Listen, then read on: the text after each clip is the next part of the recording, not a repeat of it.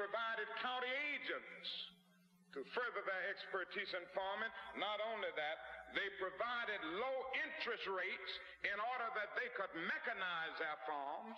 Not only that, today many of these people are receiving millions of dollars in federal subsidies not to farm, and they are the very people telling the black man that he ought to lift himself by his own bootstraps.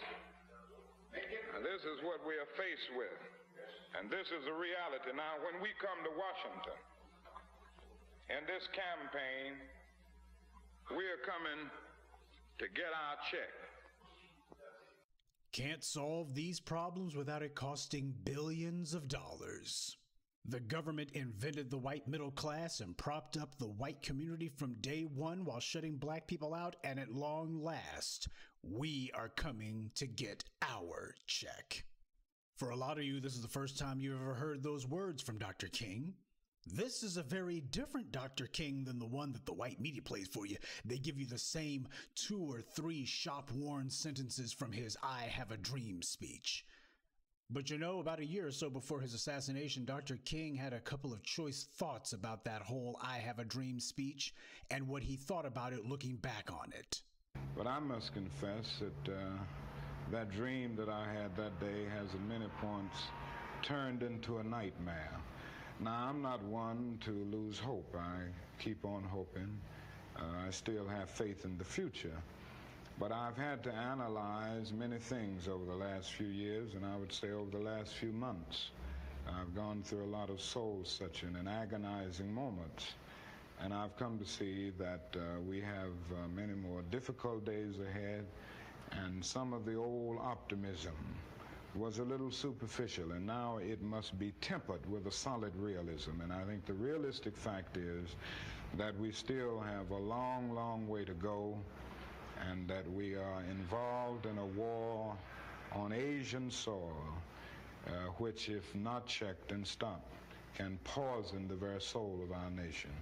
Now, Dr. King's I Have a Dream speech, which for 95% of Americans encompasses 100% of what they know about the man, that speech was delivered in 1963. Now, this rarely seen color interview that you've seen snippets of, this was recorded by NBC in 1967. And just 4 short years after the I Have a Dream speech, only a couple of years after the Civil Rights and Voting Rights Acts had been passed, you have a very different Dr. King saying that his dream had turned into a nightmare. No talk here about the innocence of little black and white children playing together on the playground. None of that soaring rhetoric and flowery prose. Instead, you had a man admitting that he had been far, far too optimistic, and that now it was time to get realistic about things, that he had had a chance to reflect on and look back on it, and I'm afraid that we were far, far too optimistic here. This is the Dr. King that the white media is not going to be telling you about. Whenever they do their little asinine snippets from the I Have a Dream speech, nobody's going to be putting up a postscript. P.S. Dr. King said that the dream turned into a nightmare, that they were optimistically superficial, and that they needed to get realistic afterwards because they weren't being realistic before. Another lie and fallacy that the white media tries to put forward about Dr. King is that he had some sort of rivalry going with Malcolm X. They didn't have a rivalry at all. They simply had minor tactical differences over what were the exact same goals, and that was to get us the tangibles that we need. Malcolm said that land is the basis of freedom, justice, and equality, and that there can be no freedom without owning land. Dr. King, as you saw, said that we're owed money, and we're coming to get our check. Both Martin and Malcolm demanded not only an end to the physical violence black people have been subjected to, but also an end to the economic violence that has been inflicted on us nonstop. They both understood and expressed the rock-bottom truth that this country hates us because we are black, but it is only able to abuse and oppress us because we are poor. And this nation's top priority is to guarantee and ensure that black people remain in the exact same resource-poor, deprived state in which we were brought to this country.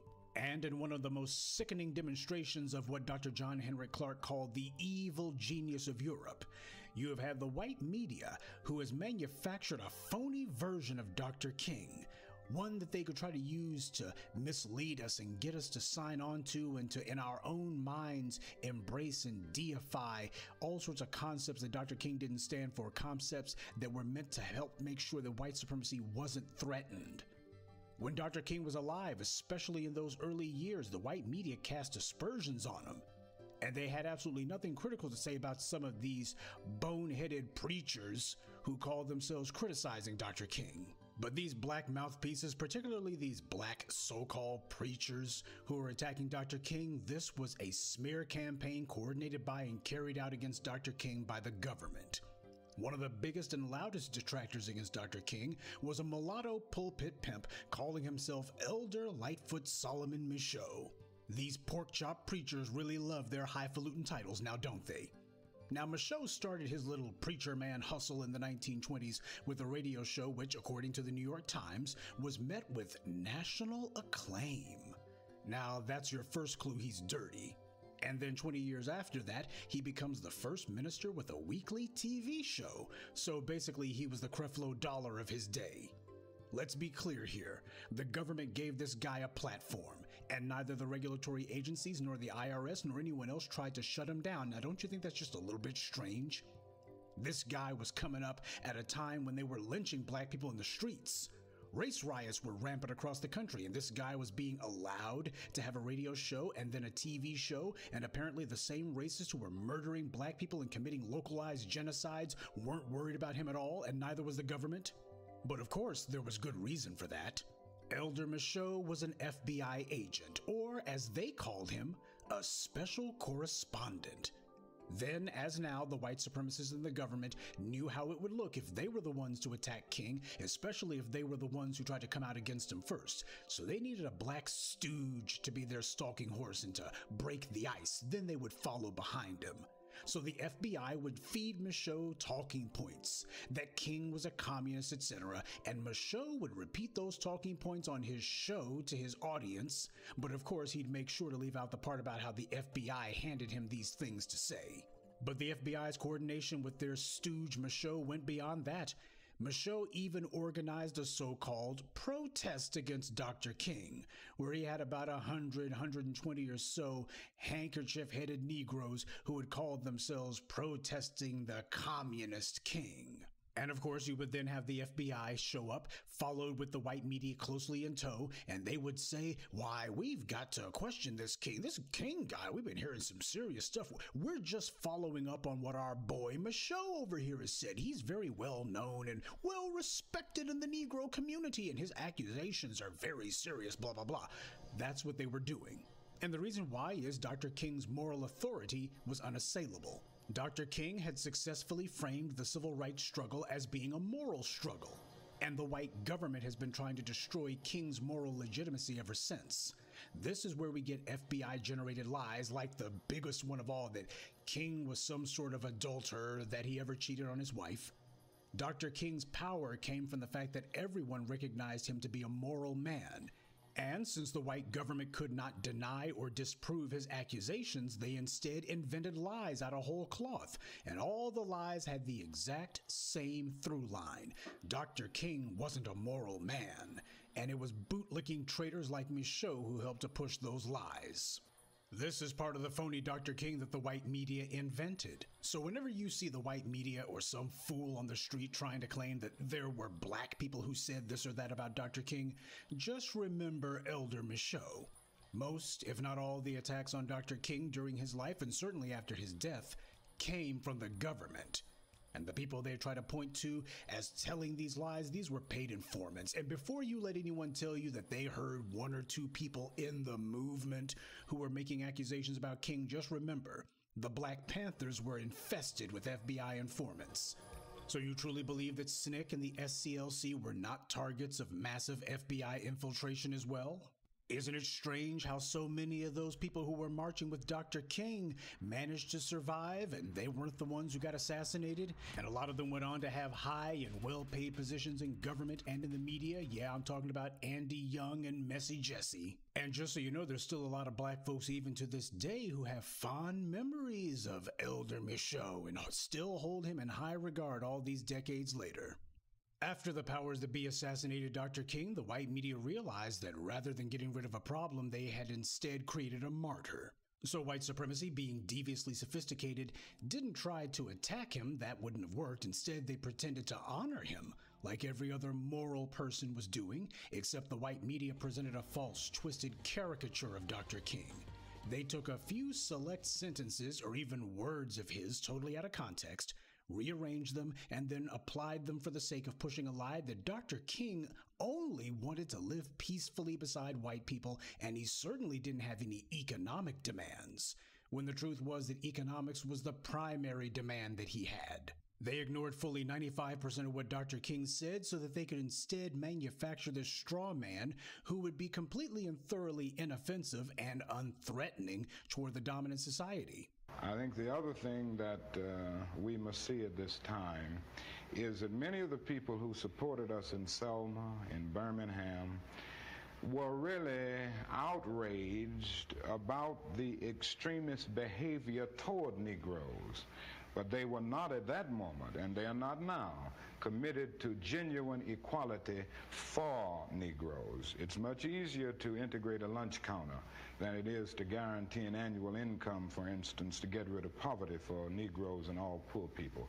It's much easier to integrate a bus than it is to make genuine integration a reality and quality education a reality in our schools. It's much easier to integrate even a public park than it is to get rid of slums. And I think we are in a new era, a new phase of the struggle, where we have moved from a struggle for decency, which characterized our struggle for 10 or 12 years, to a struggle for genuine equality. And this is where we are getting the resistance, because there was never any intention to go this far. People were reacting to Bull Connor and to Jim Clark rather than acting in good faith for the realization of genuine equality. I think the vast majority of white Americans will go but so far. It's a kind of installment plan for equality, and they are always looking for an excuse to go but so far. For 50 years, we've seen a white media operation to manufacture a false version of Dr. King, one that doesn't threaten white dominance. The white supremacists, particularly in the white media, they understand that a Dr. King who only wants for black and white children to play nicely together on the playground is also a Dr. King who doesn't want black children to compete on the world stage. A Dr. King who only cares about peace and quiet above all other things is also a Dr. King who doesn't make demands, doesn't make noise for his people's empowerment, and doesn't make white people uncomfortable. A Dr. King who only gives eloquent-sounding speeches talking about peace all the time is also a Dr. King who will never tell people that they have to fight to put an end to white supremacy. A Dr. King who either agrees with not threatening white power or at the very least is silent on the issue is a Dr. King that's not going to rock the boat. And they tell us that we should follow that example, even though that's not what Dr. King stood for at all. They want you to either follow their perverted false caricature of Dr. King, or they want you to reject him as being an impotent appeaser to white supremacy. But what they don't want for you to do is to actually look at the man for yourself, because if you do, you'll see that he was nothing like what the white media tells you he was. The Dr. King that the white media invented was not the true Dr. King at all. It was rather a warped negative image of him, one that on the surface might use one or two of his words, but beyond that had nothing in common with the man himself at all. And it was all meant to program us by presenting him as a role model for what black people ought to be, an inoffensive spokesman talking in vague, indistinct terms about a racial equality, but never being told exactly what must be done to achieve it other than just liking people. And to accept abuse because it's the Christian thing to do. It's the morally superior thing to do. And if you let these white supremacists beat you up long enough, they'll feel sorry for you or otherwise become inclined to change their ways. Now, it's fully understandable how people could have gotten this misimpression of Dr. King. The white media took his I Have a Dream speech and they made that the totality of the man.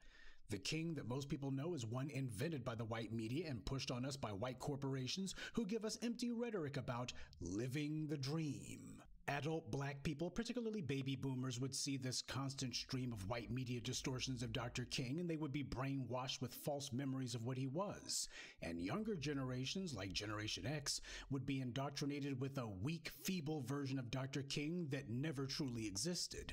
Another of the big lies that the white media pushed about Dr. King was that he was completely and thoroughly opposed to any and all violence, certainly on the behalf of black people. Morally, I was led to nonviolence because I felt that it was the best moral way to deal with the problem. We were seeking to establish a just society, and it was my feeling then, and it is my feeling now, that violence is certainly much more socially destructive, and it creates many more social problems than it solves. So I was led to nonviolence for deep moral reasons. Now, there is no doubt about the fact that in our struggle in Montgomery and all over the United States for that matter, nonviolence is also practically sound. It would just be impractical for the Negro to turn to violence. He has neither the instruments nor the techniques of violence. We are about 10 or 11% of the total population of the nation, and I would say we're about 0.1% of the firepower. So it would just be totally impractical and unwise and unrealistic for the Negro to think of violence. Well, I saw this in the beginning in Montgomery, but this wasn't the basic reason that I turned to nonviolence and that I believed in it as a philosophy. I turned to it because I felt that it was the morally excellent way to deal with the problem of racial injustice in our country. Now, did you hear what he actually said? He never said that nonviolence is never justified or isn't even preferable. He said that black people didn't have the numbers or the firepower to pull it off, and that from a personal standpoint, he saw nonviolence as a morally excellent way to achieve change. But at no point did he say violence, especially in self-defense, is never justified and there's no excuse for it, and he won't stand for it and he's outright opposed to it. The white media lies when it claims that Dr. King was opposed to violence. What he was doing was attempting to bring about change with as little damage and destruction as possible. What he was expressing in advocating for nonviolence was a philosophical preference for him personally and a tactical preference for black people as a group. But at no point did Dr. King say that violence was never called for or never justified. And what about when violence did occur? While it's true that Dr. King asked that everyone who marched with him be peaceful, when the social frustration with white supremacy exploded into the predictable uprisings, Dr. King never pulled an Obama. He never condemned the uprisings. He didn't call the people in the streets thugs. Instead, he explained to the nation why it was happening. Riots are the language of the unheard. Dr. King merely told the nation the exact same thing Kennedy did when he said, "Those who make peaceful revolution impossible will make violent revolution inevitable." That's not someone opposed to violence as much as someone trying to prevent violence from becoming completely unavoidable. That's why when the streets exploded, Dr. King spoke for the freedom fighters and not the establishment. He didn't do like the sniveling and corrupt black bootlick misleaders we've got today and whine about property damage. Dr. King understood that if this nation refuses to respect black people's human rights, then don't complain when someone refuses to respect your property rights. When machines and computers, profit motives, and property rights are considered more important than people, the giant triplets of racism, economic exploitation, and militarism are incapable of being conquered. A civilization can flounder as readily in the face of moral bankruptcy as it can through financial bankruptcy. The people fighting in the streets had an advocate in Dr. King, not an opponent. He was a black man who told this white supremacist nation some unpleasant truths about themselves that they didn't want to hear, and that the white media wants to make sure that you don't hear. The white media made sure that you heard a few select snippets from the I Have a Dream speech, but they almost never play anything from Dr. King's The Three Evils of Society speech. That was a speech that he gave well after the March on Washington, when he was starting to say what he thought about the dream and what it had become in the years since. I want you to listen to what Dr. King had to say regarding the presidential race between Lyndon Johnson and Barry Goldwater. And if you take out the names Lyndon Johnson and Barry Goldwater and insert the names Joe Biden and Donald Trump, you tell me if this political assessment by Dr. King sounds like it was written in 1967 or 2022. Many assembled here campaigned decidiously for Lyndon Johnson in 1964 because we could not stand idly by and watch our nation contaminated by the 18th century policies of Goldwaterism. We were the hardcore activists who were willing to believe that Southerners could be reconstructed in the constitutional image. We were the dreamers of a dream, that dark yesterdays of man's inhumanity to man would soon be transformed into bright tomorrows of justice. Now it is hard to escape the disillusionment of betrayal. Our hopes have been blasted and our dreams have been shattered. The dream has been shattered. Yeah, you see, Dr. King already gave his assessment on whether or not his dream was going to become a reality. He already gave his assessment on that. And he said the dream had been shattered. But the white media's not going to tell you that when they're going to tell you to keep on dreaming. So you see, it doesn't matter if it's 1967 or 2016. The exact same rationales that were used that had black people understandably scared that Barry Goldwater would drag the country back into the 18th century were the exact same talking points that were used in regards to Donald Trump. But it's even worse in the case of Trump versus Biden, because at least Johnson had actually put some laws on the books, though he didn't actually put teeth behind the laws. Joe Biden had put laws on the books too, but he put laws on the books to punish black people, and then turned around 30 plus years later saying, now vote for me. Black people felt they had to go to the polls to support Lyndon Johnson, didn't know what he was going to give them, weren't sure what he had actually done for them, but they had to go or else. Well, Dr. King and others made sure that Johnson won his presidential bid in '64, and what happened? What happened, as Dr. King put it, was a betrayal. The exact same thing that happened when Joe Biden became president. The times may change, but the lies remain exactly the same. Now, another interesting point about Dr. King's Three Evils of Society speech is that he pointed out that you had young people, especially in the North. He had been starting to get booed by these young black people that he had in the organization, and he couldn't understand why, at least not at first. And all the speaking that I have done in the United States before varied audiences, including some hostile whites, the only time that I have ever been booed was one night in our regular weekly mass meeting by some angry young men of our movement. Selfishly, I thought of my sufferings and sacrifices over the last 12 years. Why would they boo one so close to them? But as I lay awake thinking, I finally came to myself. I had urged them to have faith in America and in white society. Their hopes had soared. They were now booing me because they felt that we were unable to deliver on our promises. They were booing because we had urged them to have faith in people who had too often proved to be unfaithful.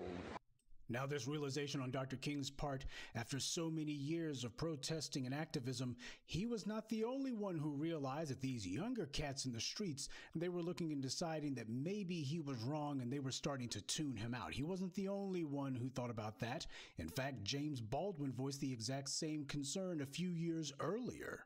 What is dangerous here is the turning away from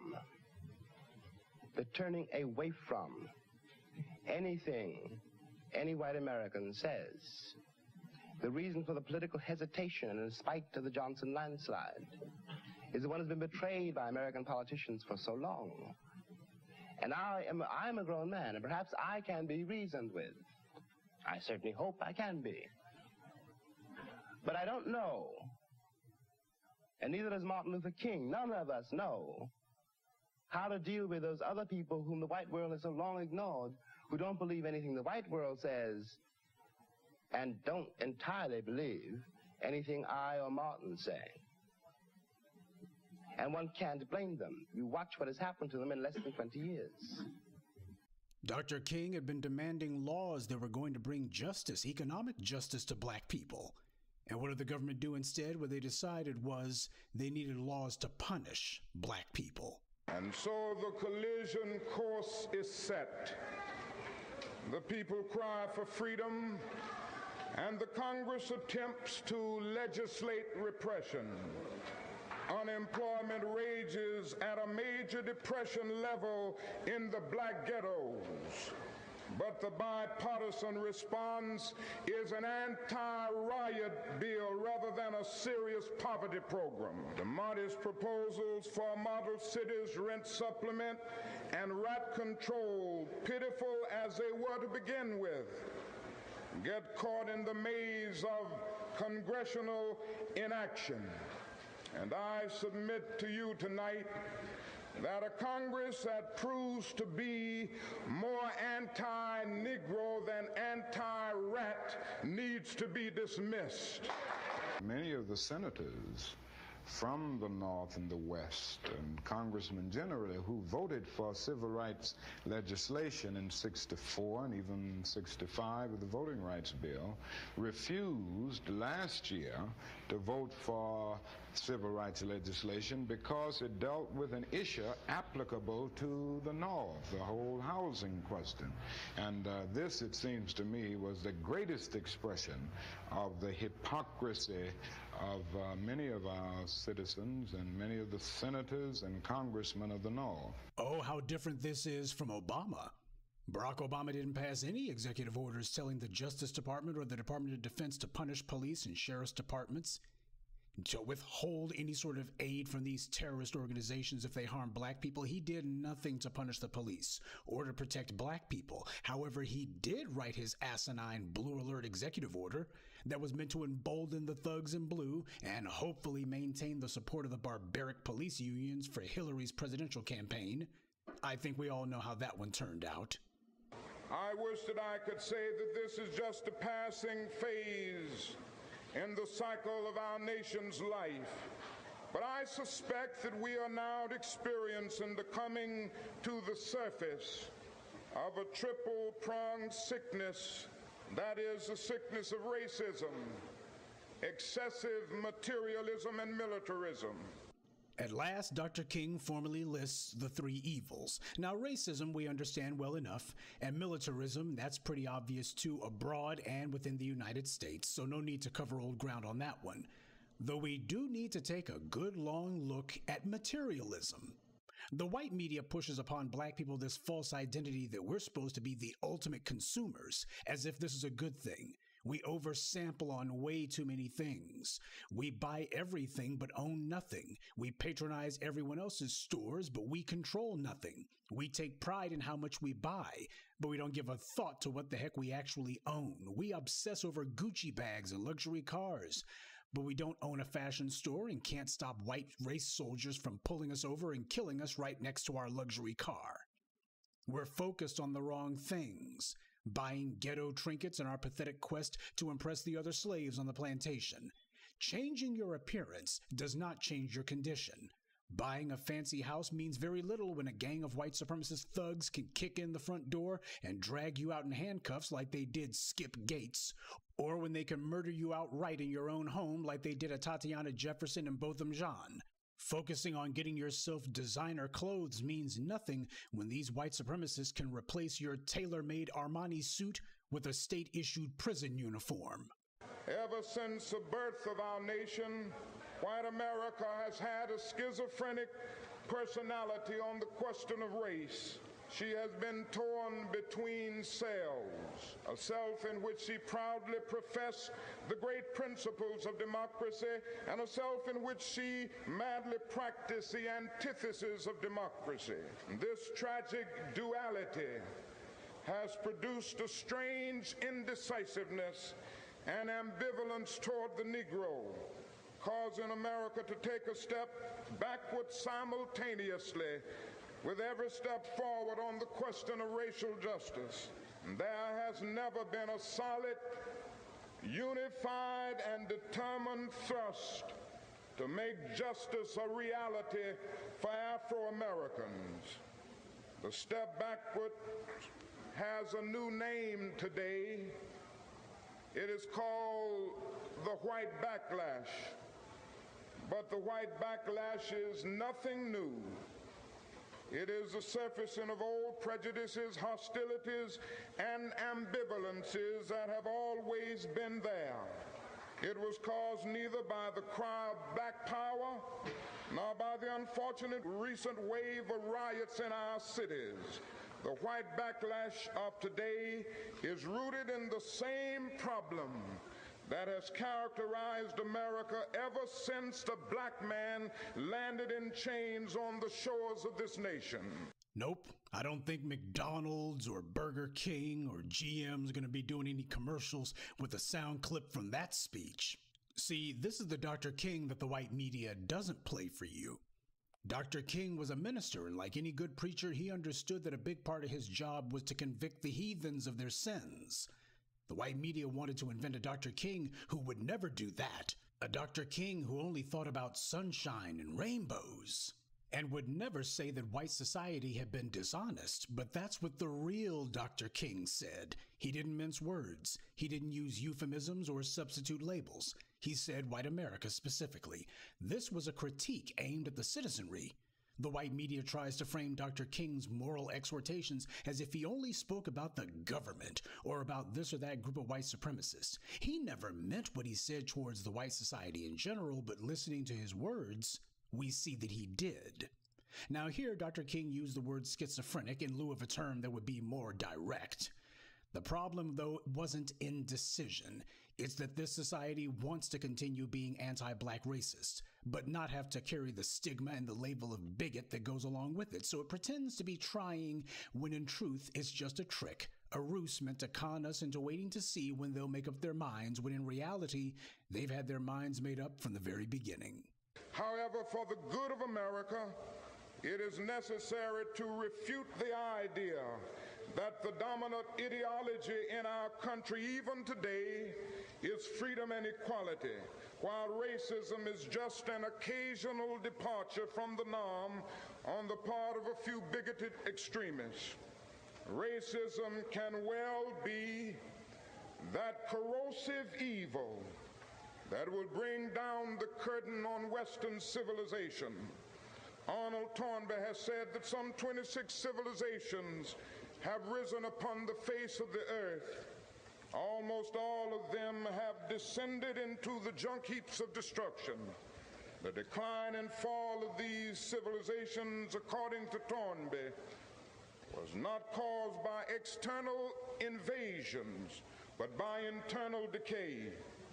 If America does not respond creatively to the challenge to banish racism, some future historian will have to say that a great civilization died because it lacked the soul and commitment to make justice a reality for all men. I think the first thing that needs to be said is that, as John Henrik Clarke observed, the United States cannot be called a civilization because the root word of civilization is civil, which this country has never been. But to continue, Dr. King pointed out that racism would bring down American society. What needs to be understood, however, is that you can't save someone who doesn't want to be saved. And what's true for the individual is also true for the group. You can't save a society that doesn't want to be saved. Anti-black racism is the opiate of the masses. This nation is addicted to harming black people. It is addicted to anti-black racism. It has been since before the founding of the nation. And their behavior is no different than all these meth addicts that you see overdosing all across the country. In fact, the opioid epidemic is the perfect metaphor for this country and racism. America gets a euphoric high from anti-black violence. Attacking us, denigrating us, harming us, depriving us of our rights. It's a sick pleasure for this sick country that it loves, and it will do anything to keep indulging itself. Now their addiction is killing them. Not only has it become so bad that they're consciously refusing to take care of their own day-to-day affairs necessary to sustain themselves, but their neighbors are looking at them as a problem, and some of the local bad actors now see them as easy prey. When you're strung out all the time, your friends and family begin to give up on you, and thieves and pickpockets see you as ripe for the taking. Today, you have a chemical called Narcan. Narcan is used as a means to instantly neutralize the opioid content in the addict's veins and keep them from dying. The racial political equivalent of Narcan would be racial justice policies. Punish those who practice anti-black racism and stop impeding black economic, social, and political progress. Whenever this nation has instituted these types of reforms, it has given itself a new lease on life. It has restored its image in the eyes of the world and prevented itself from collapsing. The only problem is that, as with opioids, it wasn't long before the addicts figured out that if they got their hands on some Narcan, they could overdose on purpose, literally commit suicide, and so long as someone was standing by with the Narcan at the ready, they could gratify themselves with a high so deep that it nearly kills them, but not have to die from it. This is what we see from America today, what we've seen for the last 50 years, hell, the last 150 years. Ever since the end of chattel slavery, this country has presented a false image to the world and to itself that it was dealing with its addiction to anti-black racism, all the while putting policies in place to intensify that very same racism. It could manufacture good optics for itself by having a Colin Powell as head of the Joint Chiefs of Staff, or letting Eddie Murphy become the biggest movie star on the planet, and then pass the 1986 Anti-Drug Abuse Act, which created the 100-to-1 sentencing disparity between rock cocaine and powder cocaine, and then in 1994 passed the 94 Crime Bill, which turbocharged the prison industrial complex. The government funnels military-grade equipment to police departments and lets them kill black people with impunity and helps gentrify black neighborhoods out of existence. It indulges allowing the undeservedly richest people in the country to confiscate the nation's wealth. And just when the country was on the verge of a revolution in 2008, they pretend to deal with the nation's cardinal sin by putting a mulatto in the White House. People forgot all about that kill Wall Street stuff and instead basked in the empty glow of thinking that they'd never have to hear about racism from black people ever again. That's why you had so many of those suburbanites who were celebrating Obama's victory. Just like the opioid addict, this country, addicted to anti-black racism, figured they could have it both ways, pumping themselves up with all manner of physical and economic violence against us, and then, when they're only a hair's breadth from dying, give themselves a life-saving injection of justice. We need to accept the fact that the dominant society would sooner commit suicide than save themselves. The problem isn't that they're deceived or confused or in the grip of something bigger than themselves. The problem is exactly the opposite. They're in complete control. This constant one step forward, one step back isn't indecision on their parts. It's them indulging themselves. They're not moving, and they like it this way. Again, we have deluded ourselves into believing the myth that capitalism grew and prospered out of the Protestant ethic of hard work and sacrifice. The fact is that capitalism was built on the exploitation and suffering of black slaves. We must further recognize that the ghetto is a domestic colony.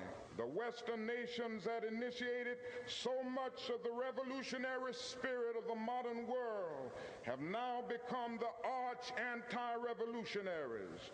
This has driven many to feel that only Marxism has the revolutionary spirit. And in a sense, communism is a judgment of our failure to make democracy real and to follow through on the revolutions that we initiated. Yeah, you had Dr. King telling everybody that capitalism was based on slavery and that, yeah, people were turning to Marxism because they were looking for something that had the revolutionary spirit. They were looking for an alternative to capitalism, or at least an alternative to the white supremacist control of it. This is the Dr. King that's problematic. It's problematic for the white left because, truth be told, they don't want to have to actually admit that the country's wealth is based on white supremacy and anti-black racism, because at some point you got to say, okay, what's going to be done about it if you guys claim to be the moral left? And the right wing, which has tried this asinine campaign of trying to claim that Dr. King would have been against affirmative action when he was one of the biggest proponents of it and all the rest of it, these guys, they definitely don't want to bring this up. Dr. King saying capitalism is a problem and saying it was based out of slavery, and yeah, people are turning to Marxism and it's this common sense that they would. Yeah, this is problematic for the white left and the white right. So that being the case, Dr. King needs to be completely and thoroughly politically castrated. He's just basically somebody who speaks about loving your neighbor and all that stuff. He's talking this mamby-pamby innocuous fluff. But what did Dr. King think about capitalism? He really didn't say. He was more interested in the moral dimension, you see. The moral, looking beyond skin color. That's what he was about. Becoming a colorblind society. That was Dr. King's primary preoccupation. We are called to play the Good Samaritans on life's roadside, but that will only be an initial act. One day the whole Jericho road must be transformed so that men and women will not be beaten and robbed as they make their journey through life. True compassion is more than flinging a coin to a beggar. It understands that an edifice which produces beggars needs restructuring. Dr. King lays out a complete and thorough remaking of the society, not just tinkering around the edges. He's talking about remaking the whole thing. A fundamental balance of power. That's what he's talking about. All this stuff is economic. You notice how much of what he says is economic. We're way past the whole thing about let's be nice to if we can just hold hands without these white supremacists deciding to attack black folks. In this case, now we're getting to the money. How the wealth has been confiscated and taken from black people, and how the wealth is now going to have to be put back into the hands of those who generated it in the first place. This is the Dr. King that they don't want to talk about, because once you start talking about this Dr. King, then it becomes, oh, so the dream was an economic dream. And yeah, the dream was indeed betrayed. Because in order to have a deal, you got to have two honest brokers, and one of the brokers wasn't honest at all. Now, I'm going to voice something that the white media would call radical, but which is only common sense. We don't have to worry about lifting the whole world out of poverty or solving the issues of the entire planet. This world is in the grip of a demonic system of racial oppression. The foundation of that system is anti-black racism. The uprisings of 2020 led to a global movement for change that all the empty marching and chanting of white people in the lead up to the Iraq War failed to achieve. I submit the radical common sense idea that we only need to concern ourselves with changing the condition of black people, specifically in this country, because the United States is the leader of the world. Change the condition of black people here, and you will by default change the world. Improve the economic condition of black people here, and you will have improved the economic condition of the entire world. Trying to do it any other way is a complete waste of time. That's the lesson of the last 100 years or so. White supremacists love to get their opponents to waste their time, running in circles, doing piecemeal efforts in Nepal or the Amazon. That's meaningless. The entire world has fallen under the satanic sway of an evil system, a system that rests comfortably on the backs of black people in the U.S. So long as we remain underneath this evil, the best that the world can hope for are minor cosmetic changes. A black celebrity here or the occasional black president there, but these are distinctions without a difference because it doesn't change the balance of power, and the balance of power is based on resources. We don't need different optics. We need a different status quo. If you destabilize the foundation of this evil system of racial hierarchy, then the entire system will fall because there will be nothing to hold it up. The problem is that too many people, including a lot of non-white ones, have been eating very well off of this system of anti-black racism. Anti-black racism has given them a comfortable lifestyle, so they're invested in perpetuating it. They see their interests as being aligned with the white powers that be. So when you talk about toppling white supremacy, these sock puppets for white supremacy will feel threatened because they understand that they depend on Massa for every crumb of their daily bread. Massa feeds them now. Sure, he doesn't feed them as well as he does those classified as white, but at least he throws them the occasional crumb, and for them, that's enough. Pets don't ask for much. That's not justice, that's cronyism and nepotism. They know that if black people bring down this system and institute a system of justice, then we're not going to feed them. They will have to actually earn their daily bread. Take a look at the bootlicks who have tried to reinvent themselves without the largesse they receive from the dominant society. They've shriveled up and blown away. So make no mistake, white supremacists understand that they have to cultivate and sustain a multitude of agents and operatives if white supremacy is going to last. The bootlicks will give them rhetorical cover by claiming white supremacy either doesn't exist, this is what the black conservative claims, or if it does, it's not as bad as that, this is what the black liberal claims. Both the black liberal and the black conservative agree on the lie that things are better now than they were before. So no matter which bootlick you choose to believe, the one on Massa's left hand or the one on his right, it's still the same puppet show spouting the same lies. And some of the biggest lies they've told have been about black people's icons, trying to derange and distort and pervert our symbols, because symbols are a unifying principle. You can have people following the teachings and following the philosophy of Dr. King decades after the man's assassination. The man's not here anymore, but you got people who are still trying to follow it.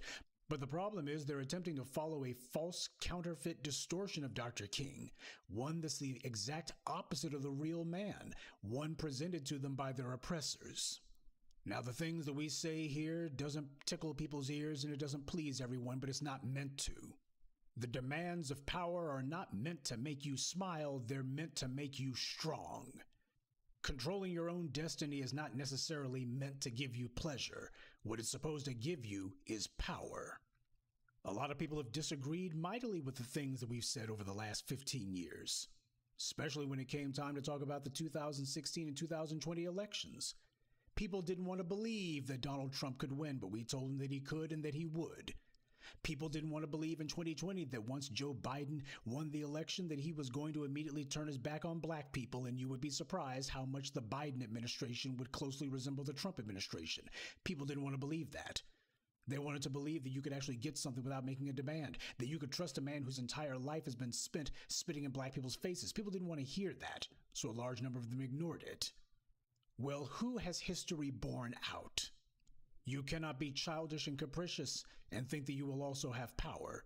You cannot decide that you're going to plug your ears to anything that you don't like hearing and think that you're going to be in control. It doesn't work that way. Nor can we decide that we're going to water down the message or dilute it or try to amalgamate it so that it appeals to every Tom, Dick, and Harry, Jane, Sue, and Mary. That's not what black empowerment's about. Too many times, black people have found themselves confronted with a choice of what do you do to make sure that you take a step closer to power. And when that decision involves being unpopular or saying something that doesn't tickle people's ears, black people tend to shy away. Well, that's not what we're about. The new voices of black media, we know better, so we're doing better. We're not like the Elder Michauds, or the Roly-Poly Martins, or the Joy Reids, or the rest of the fakers, frauds, phonies, fools, sellouts, suck-ups, and simps. For 500 years, the world has become completely and thoroughly accustomed to a status quo where black people are the underclass, and that's that, and not only are black people not able to change it necessarily, but in many cases, black people just don't even say that that's the situation they're in. To a large degree, we have allowed the society to pretend as if it's made progress when it really hasn't. But then again, that's not entirely our fault. The dominant society has sent in whole armies of rhetoricians and a whole bunch of paid agents to tell us that we're making great strides when the truth of the matter was they were barely baby steps, if that. The white media with their black bootlicks have preached a non-stop gospel of, well, as black people, we need to make sure that we don't ruffle any feathers, and we need to make sure that nobody disapproves of us, because if they do, well, we're disrupting the racial harmony, so you need to suffer in silence so that nobody looks at you and says, hey, you're making no noise about things, you're making a stink, you gotta stop it. This is the societal role that the white media has tried to program us with, and which a whole bunch of people in the society, particularly the political class, have beaten us over the head with relentlessly and told us this is our place and this is what we're supposed to do because it's what Dr. King would do. Well, we're not going to listen to any lies. We're going to tell the truth, as he would want us to, and we're going to tell the truth the way that he did, no matter who doesn't like it. Howard has asked the question, is it safe Expediency asks the question, is it politic? Vanity asks the question, is it popular? But conscience asks the question, is it right? And on some positions, it is necessary for the moral individual to take a stand that is neither safe, nor politic, nor popular, but he must do it because it is right.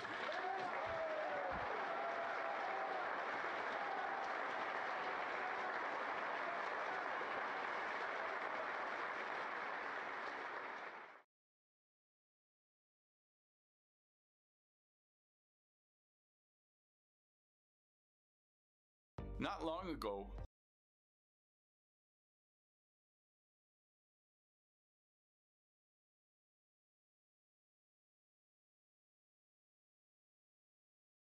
all right, man. Another powerful piece by Professor Black Truth. Let me put some tunes on. I'll be getting into something here in a minute. Put a little bit of a track on right there. I was composing this messages that was going on. Something the Romas said there. Made me thinking that right now. He said a certain group of folks. what certain group of people, man? Let me see. He's a boss. Hey, salute, folks. Thank you for coming, checking into the channel right quick while we gave some appreciation and thoughts and considerations of how one of our beloved members of Black society has been totally reverse flipped into something else that's more palpable for a system that never wanted him to be here in the first place, under the guise of, you know, oh, we give a damn type shit. So let's see. There we go. Let me bring that up.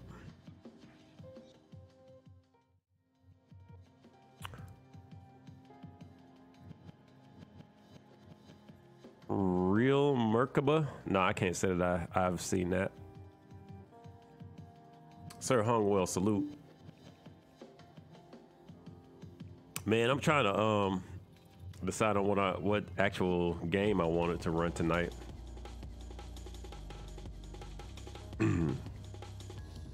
But no, I haven't seen that. But yeah, I wanted to get end of last month. I wanted to do a little bit of appreciation also for Dr. John Henrik Clarke and Dr. Yosef Ben Yakinen. I didn't get around to that though. It was a lot of stuff going on in my head. Yeah, he's a black man with some education and will let you know a lot. Okay, that's what's up. We'd have to check him out at some point here. I'll bookmark that name.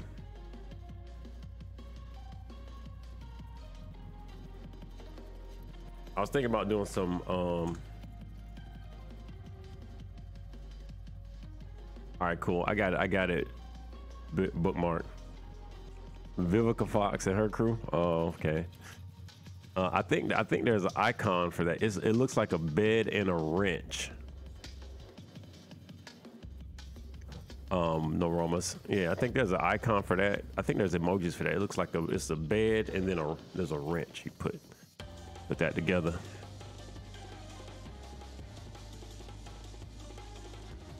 My brother, he's a dark skinned brother, and then I was reflecting. My brother is a dark skinned brother.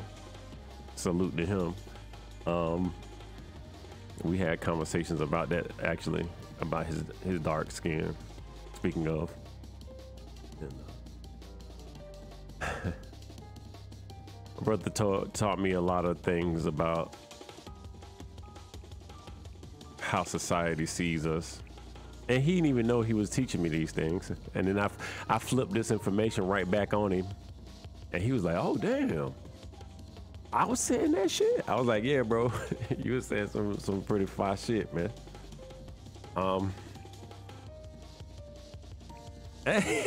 You was gonna say that. Hey, I'm just saying, I got the data. I got the data. Sandy Darity, I got the data. I know what I'm talking about. I'm not just guessing my way through this. Yeah, melanin is no joke. Yeah, a continuous research project, one way or the other. For better and mostly for worse, for the bearers of such melanin, to some degree. When put against the societal magnification glass.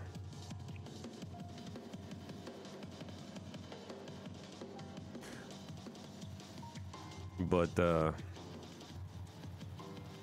I haven't forgot about the fighting games either. And so Sir Hungwill, I definitely am. I think I can't remember if you said you had Mortal Kombat, but I'm hoping if you do, you can lab up with me at some point. Maybe I'm thinking maybe February, because right now, month of January, I'm kind of running Guilty Gear heavy. Look at that baby. Taking mama downstairs. Night night. Night night. He said, I ain't performing. He say night night when he want to say night night. He could walk downstairs a little bit too.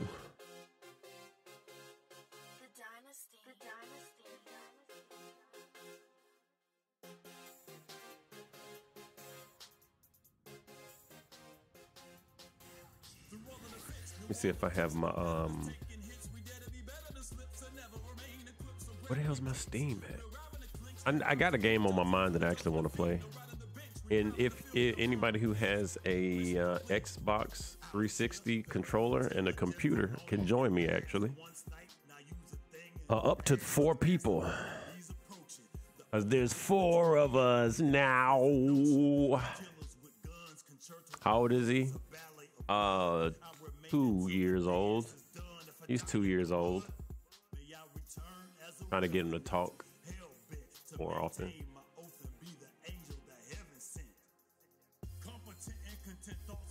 Let's. Yeah, kind of. There we go.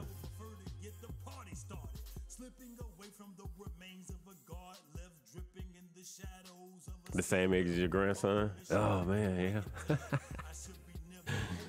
Yeah, that's oh yeah, one, yeah.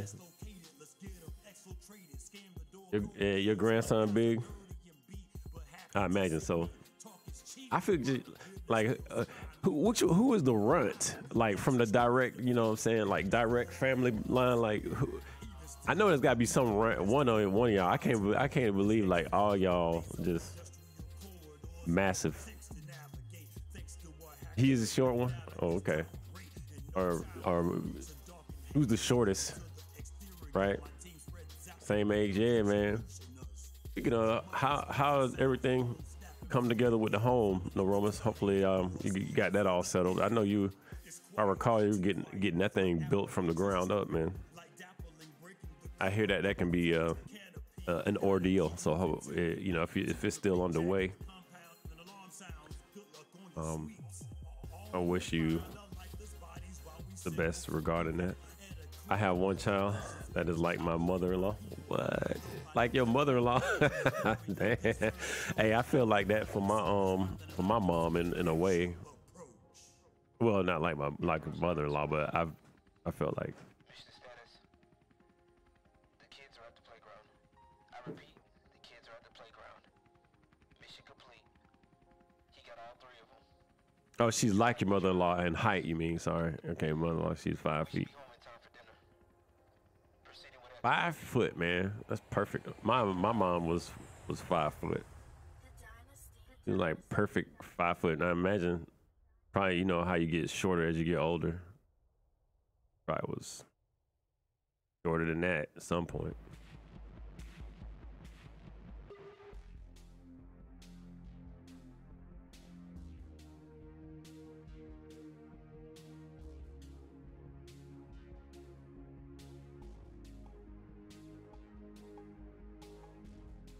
Oh, damn. I'm up here looking for my controller. I forgot I put a sleeve on it, and it was hiding on my desk. Reflect, similar to my desk colors. You moved back in fall of 2019. You moved in. Okay, damn. Has it been that long since I asked? Damn. Well, I guess it's still a valid question, because now that you moved in, everything is good. The construction solid, good to go. I mean, now that you've been in it for a while is what I mean. Black Any Dev, salute. Black Any Dev got a project coming out that I was able to participate in. Looking forward to that, and looking forward to many more positive, constructive projects to be able to assist with.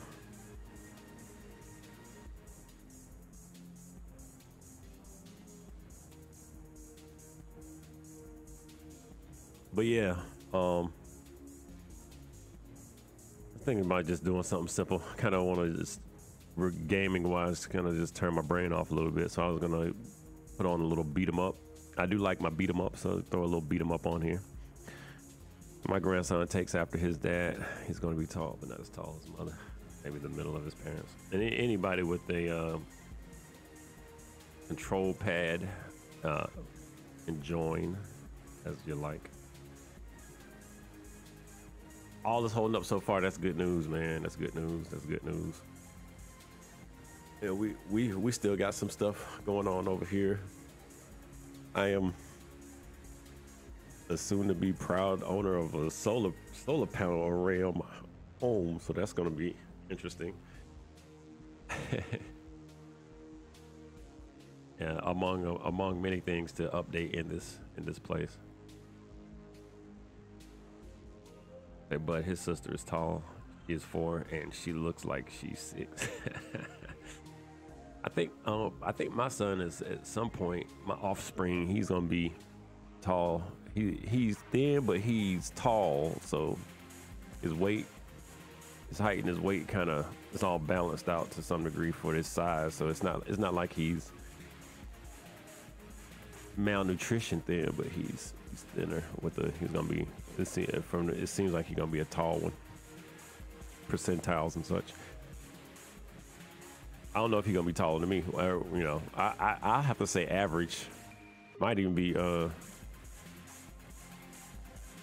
but yeah, 6'2", Let me grab me a blanket. It's getting chilly in here, man. I'll be right back.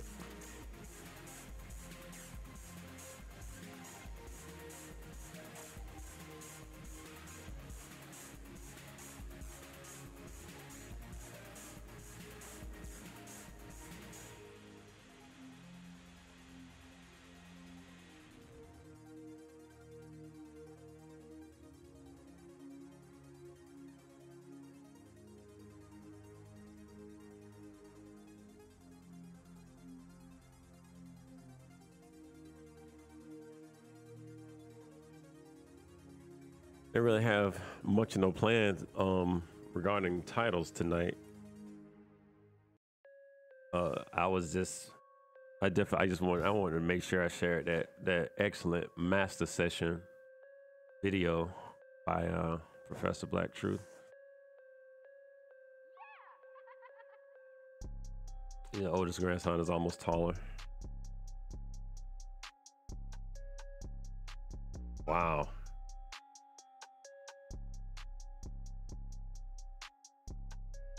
Wow. 6. Wow. Yikes.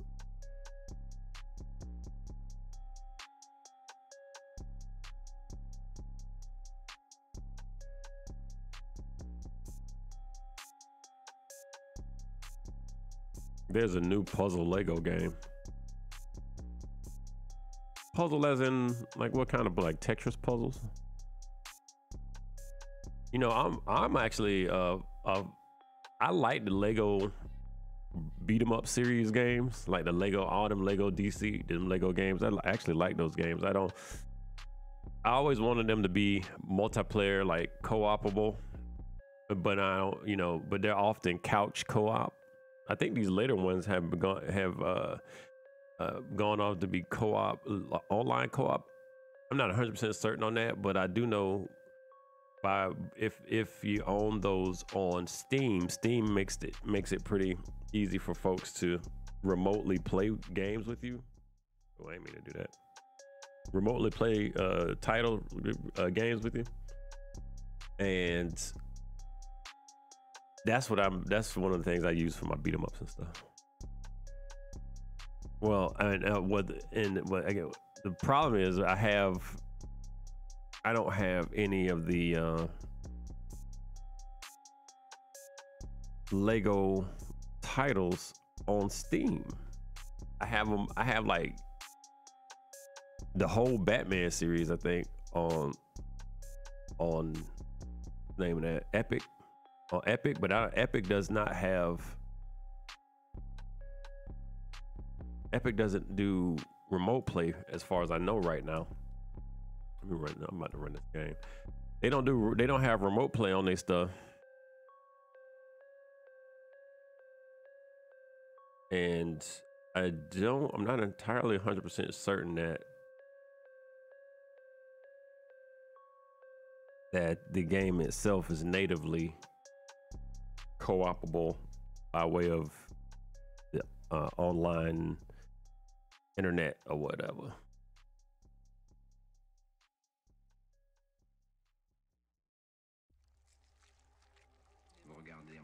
Yeah, let me throw this on though. I'm trying to get on early tomorrow and run some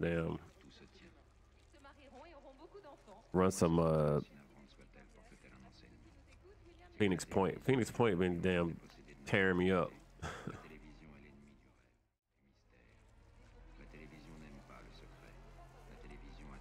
Lego Builder's Journey. Okay.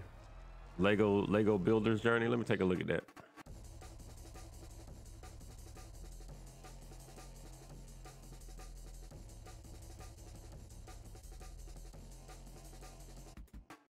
How in the hell does Steam keep disappearing in my damn Windows list? All right.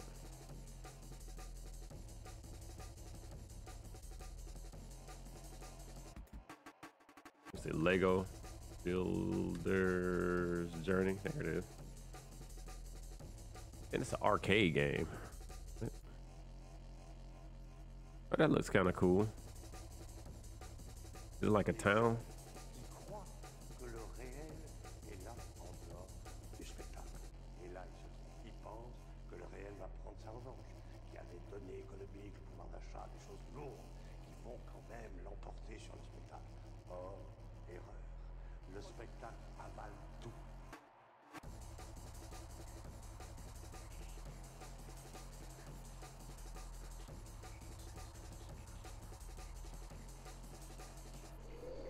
Oh, it says it's on Steam. Take a look at it. What kind of game is it?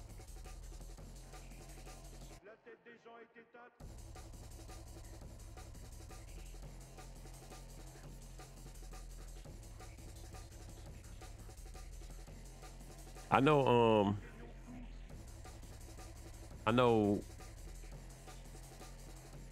Alter Nexus loves to play her some damn building games. I have to see if she's familiar with this one next time come through the channel. They labeled it as a puzzle Lego adventure isometric building game. I can get with all that.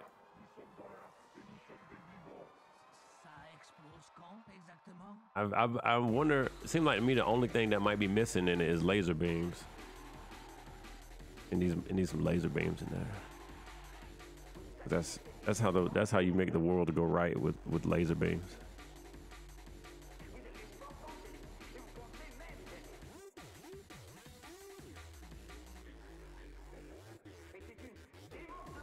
Right, let's get this title up.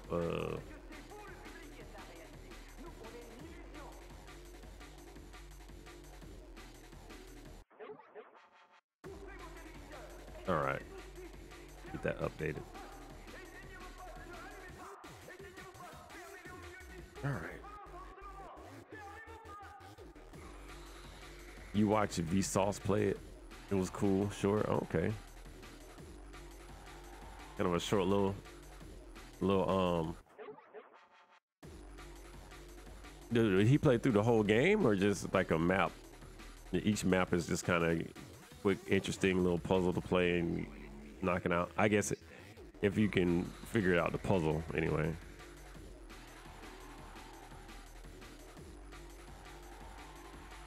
Short game in general. Okay.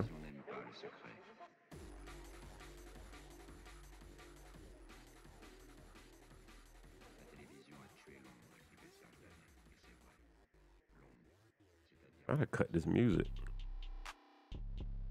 There we go. And I know this game is louder.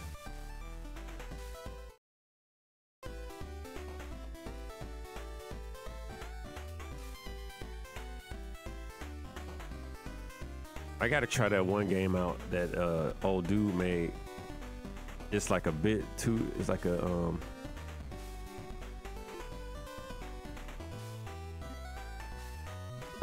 bitmap brawler, but done with like a turn-based strategy style, like a turn-based RPG.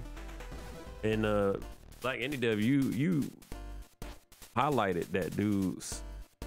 You highlighted the guy that made the game. Well, I won't say you highlighted that guy, but you highlighted the game. There I go. You actually highlighted the game. And I got it on my wish list. I have not picked it up yet though.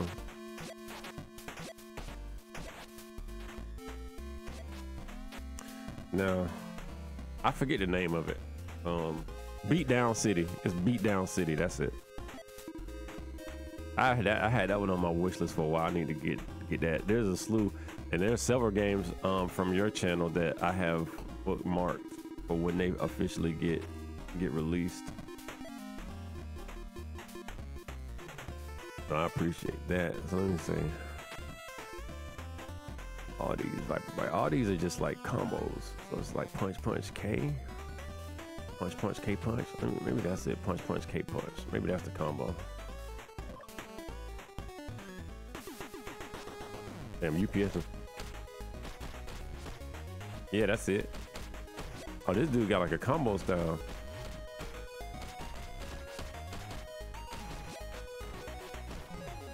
Oh, they do.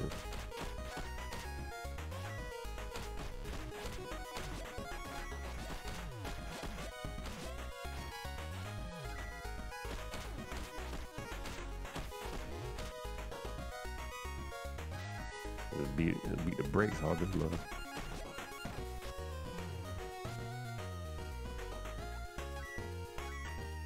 It would be nice if they actually had like a punching bag in here. Oh, they do. All right, let me try this combo.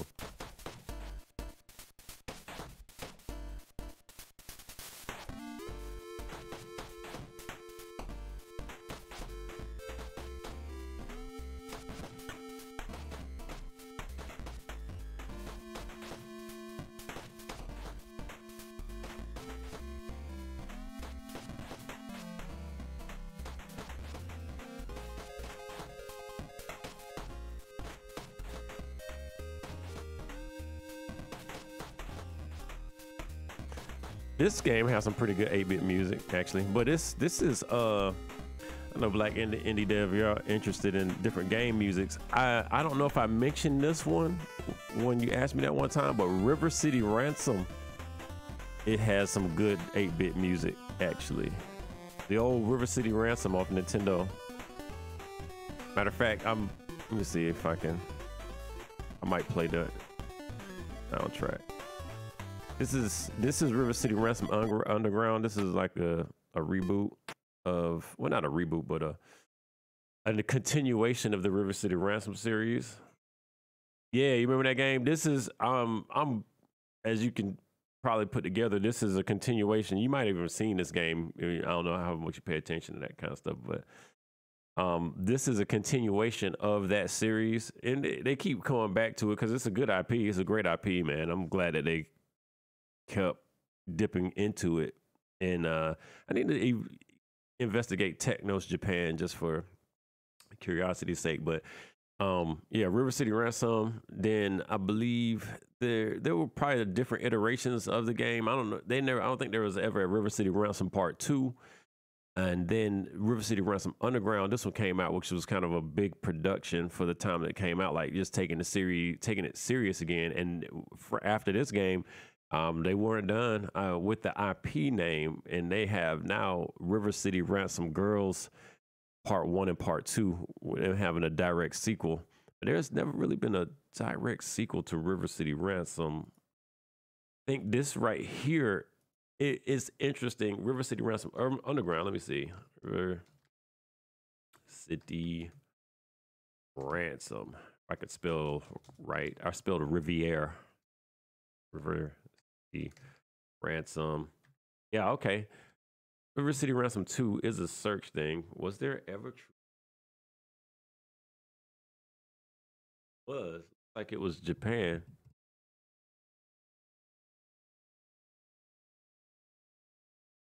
Of the set, oh yeah, there was. So River City Ransom, I think there was even another one in Japan, not River City Ransom 2 specifically, but I believe that there was.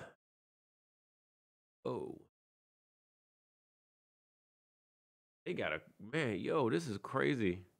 Came out in '92, according to what I'm seeing here. This shit look like a straight up RPG.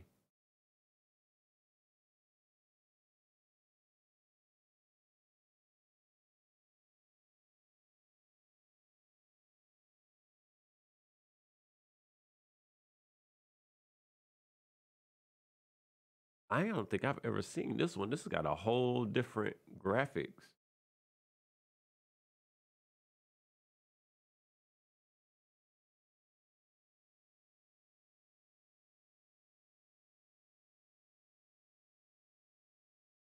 A review.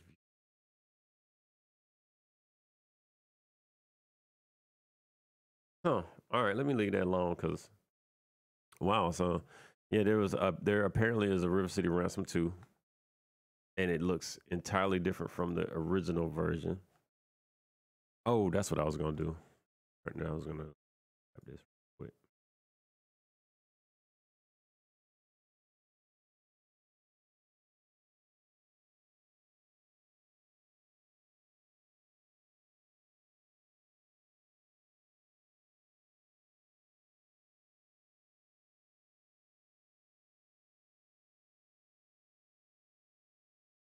Here we go.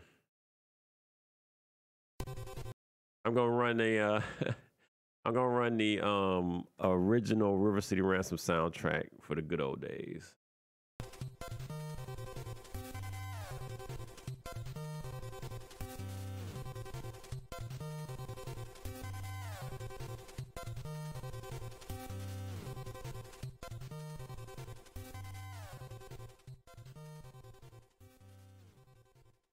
All right.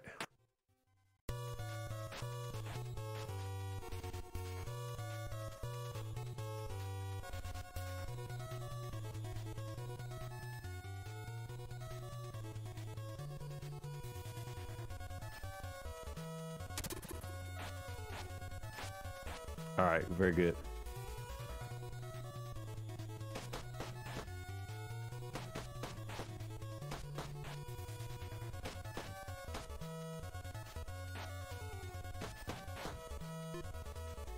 So looking at my move list one more time, then we're gonna set out.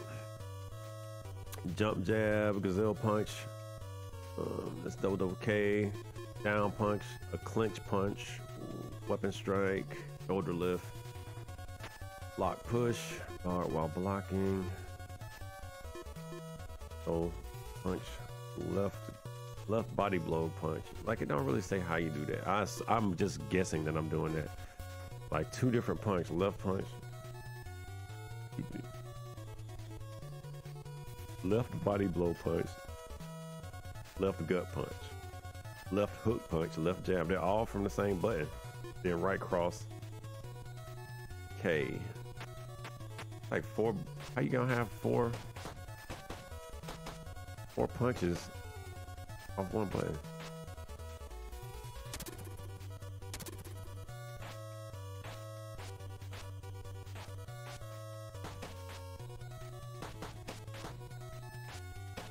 Yeah, I'm not getting it, but whatever.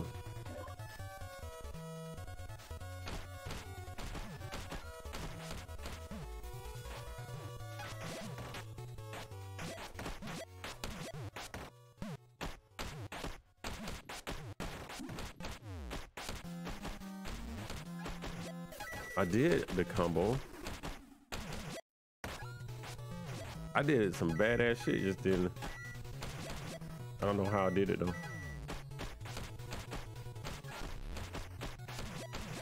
This dude is not a straightforward player.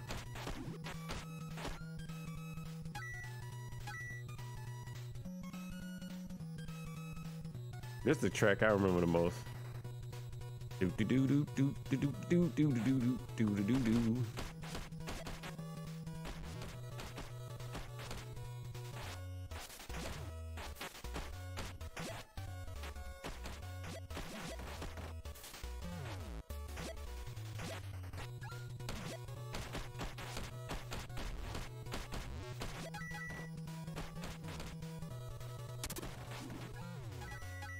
Nice.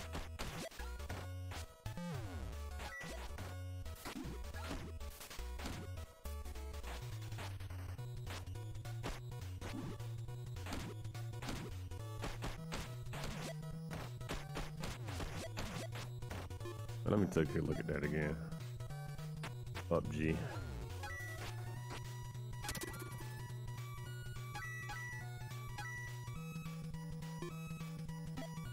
So, okay, I just need to keep going this way.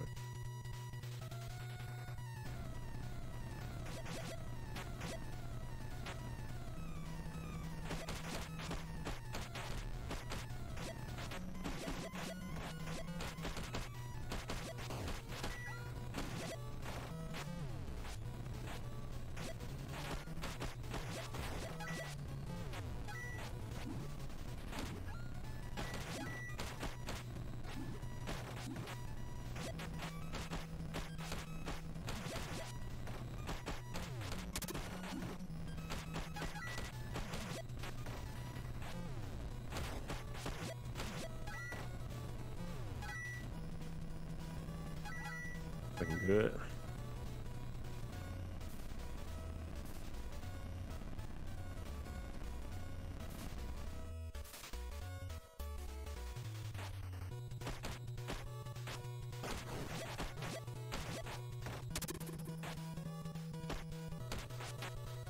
So ground and pound right now.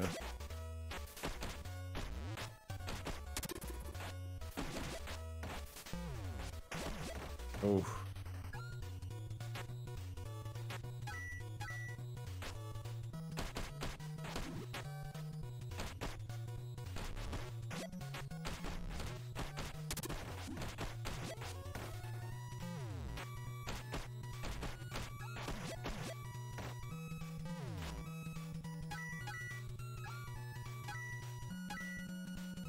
Actually try to put some time to beating on this.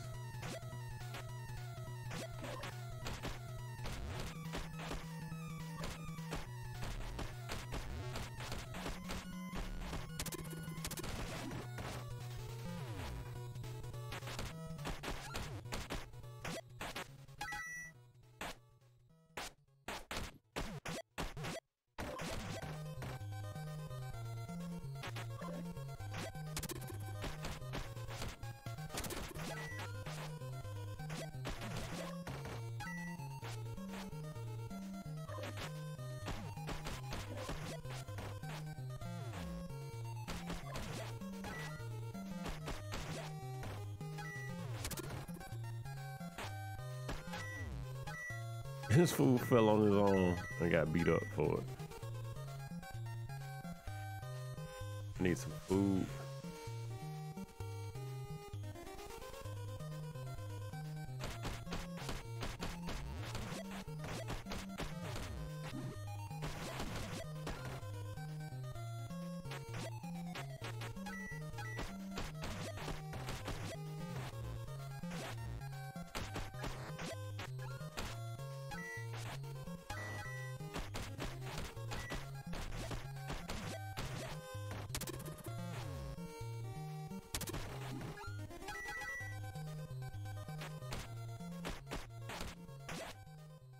Oh.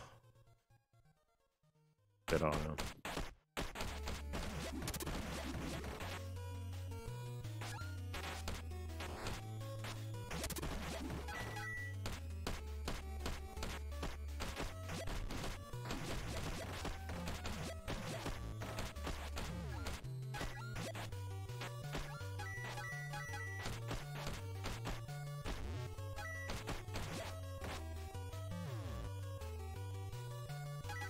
Ah, this is what I was looking for.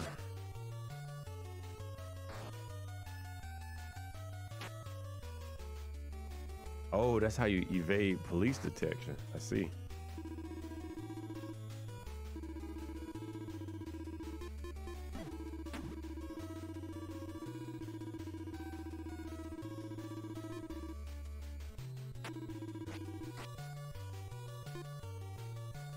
Almost level 10. I need 200 more XP.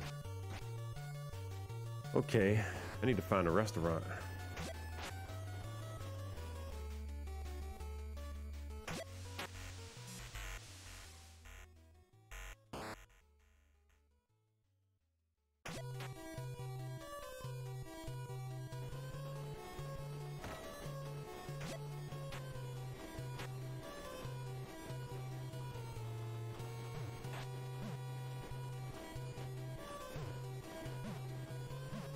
Go across the highway.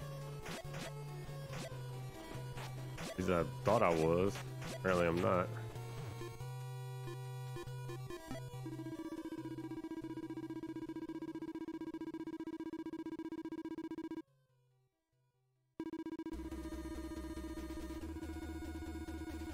No, okay. I don't exactly see a route that way.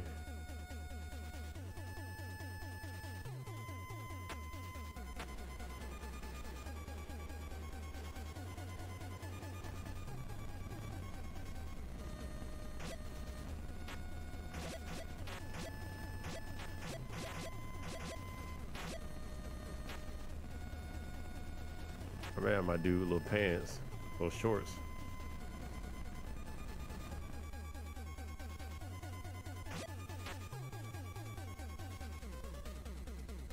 Maybe I can take the subway somewhere.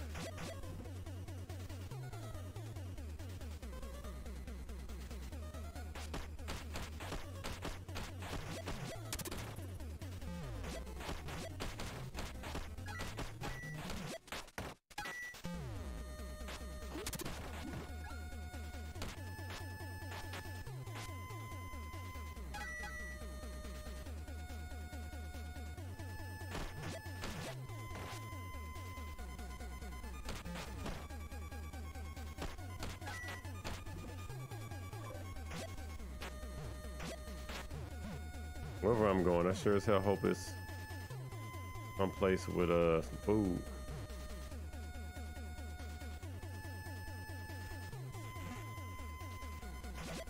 Ah, the chicken burger. Let's go.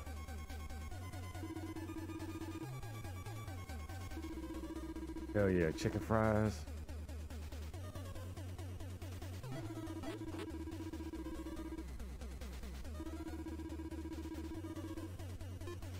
Let me eat me a damn burger right now though.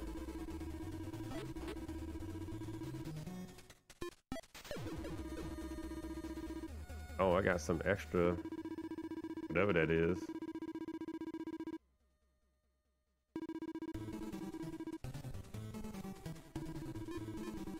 Go ahead and grab me a chicken shake while I'm at it.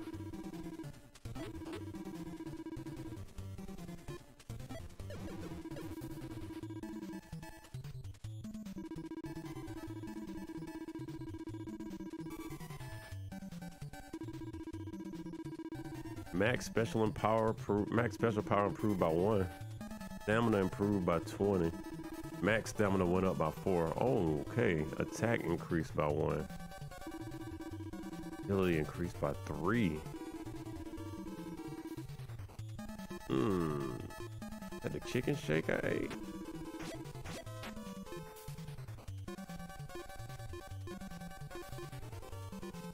Like wondering if you could even see that somehow. All right, cool.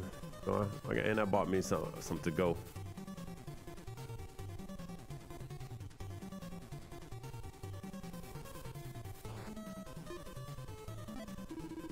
It be the world map.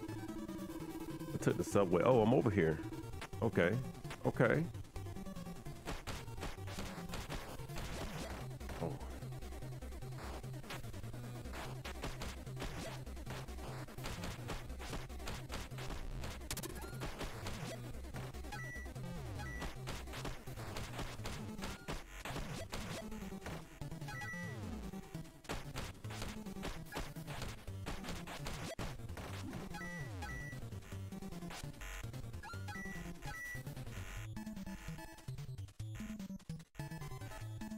Can I go in here? I can. What is this? Oh, snap. Side cutter, huh?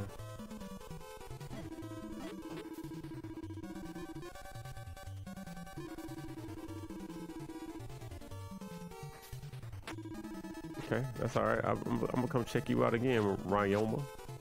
How you do this move?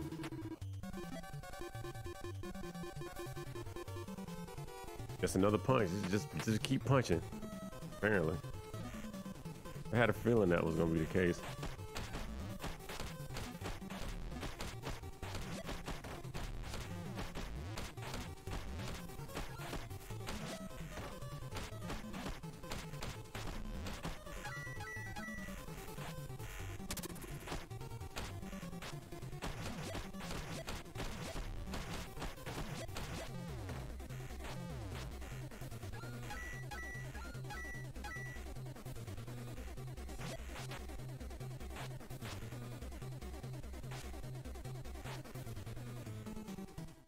Still not certain how his style works, but whatever.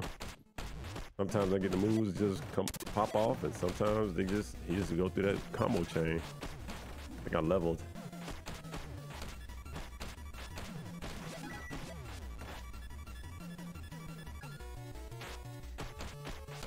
Must have something to do when they're tired.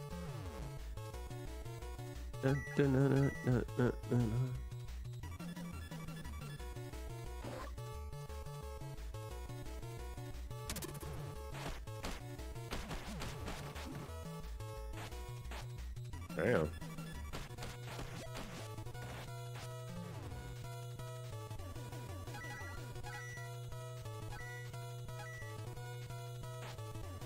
I was wondering if this was like a legit store or something. I think that's the boss fight music.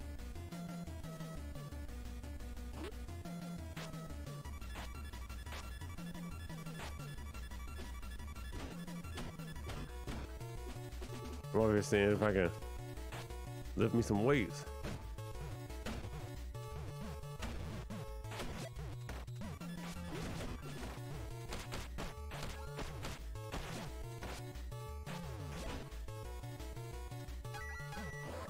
Damn, I mean to go outside.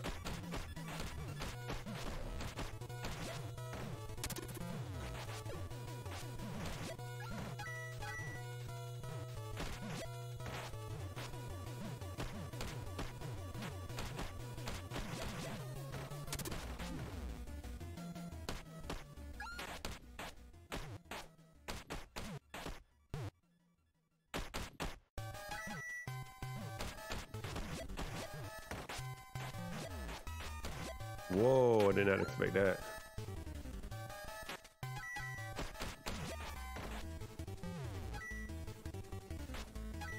Hey, Colson, salute.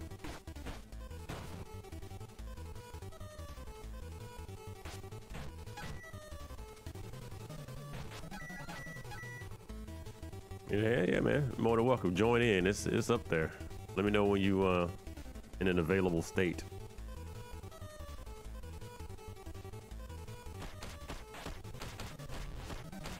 All right. Let me. Whoa. Oh, that's the old high school.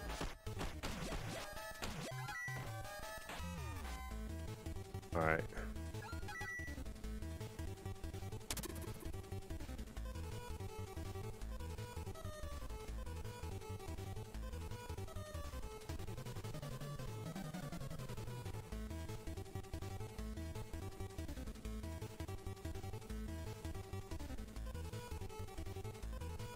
I sent the remote play invite. Oh shit.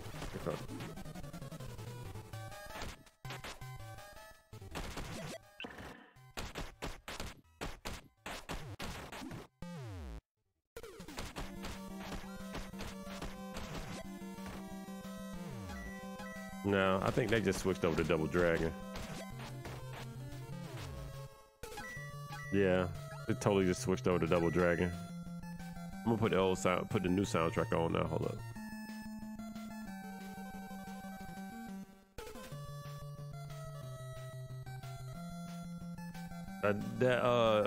That initial Double Dragon soundtrack was dope too. Hold up. Oh yeah. Oh, he just got a couple different songs. It looks like he just rounded it out with a whole bunch of other fight game songs, soundtracks. Put this music back on.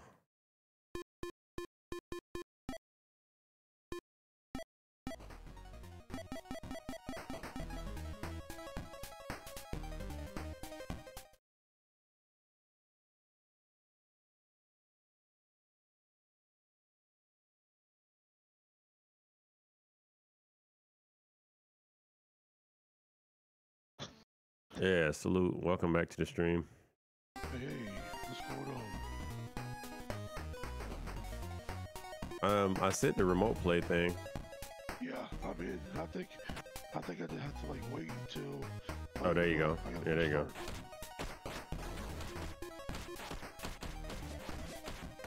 I gotta go.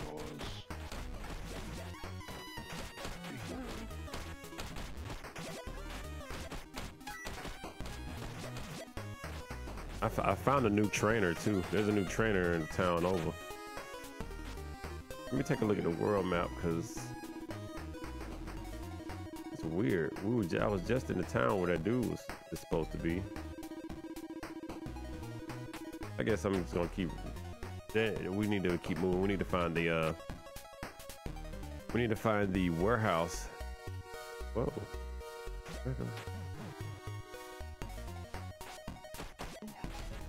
Oh.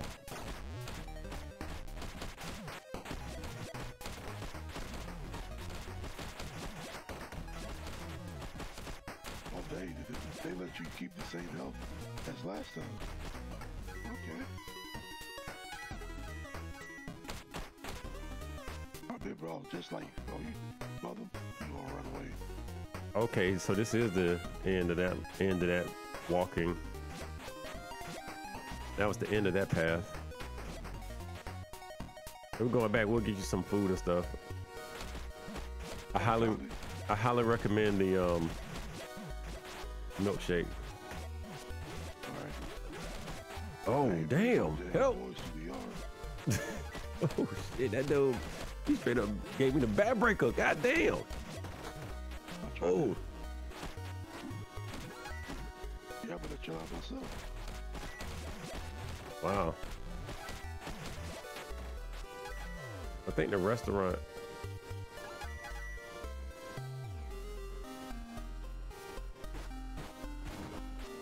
Oh. The restaurant might be on the last section. No, it's over here. Okay. So I think when you go through it, all there.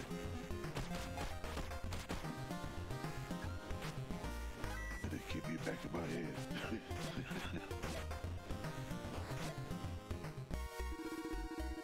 Oh shit, there you go. Did you lose money? I feel like you lost some money. I lost a lot of money. I lost half. When you died? Yeah. So I guess that's the penalty. You can buy some food.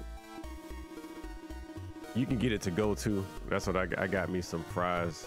I might buy some more. How'd you get it to go? It'll ask you if you want to get it to go when you buy it.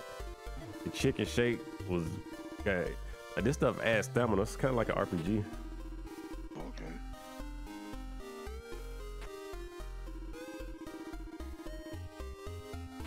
Oh yeah, okay, I see. I need to eat something. I'm just gonna get me a hamburger.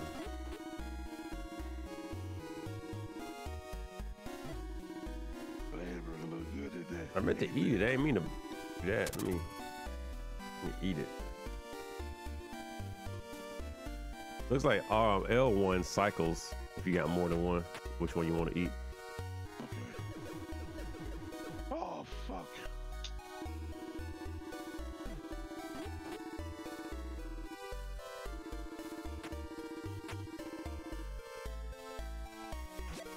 I meant to see what stats got increased, but okay. Let's farm a little money on these screens right here. Let me get some food and be straight.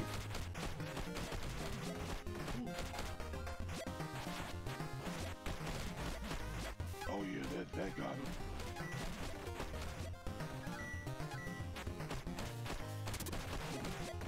Oh my bad, I punched him into you.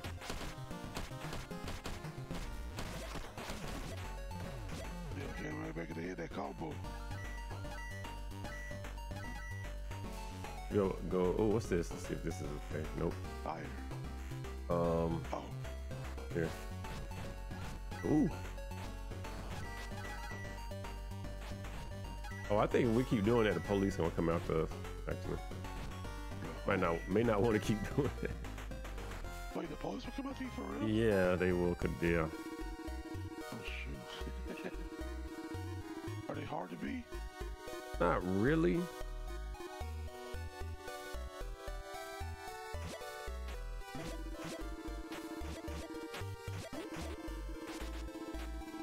See that? I can jump off the tree. That bit can go there even further.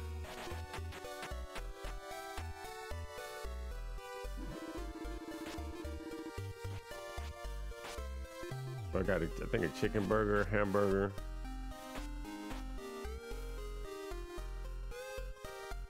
A chicken shake. That's crazy. I wonder if that's actual chicken materials. I'll give me an order of chicken fries. I got chicken fries. Let me get a chicken shake too.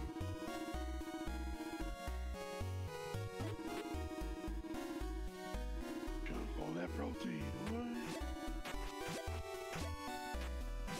All right, let me go let the dog out. I'll be right back. All right, yep, take it down. You good? I'm gonna rob this lady.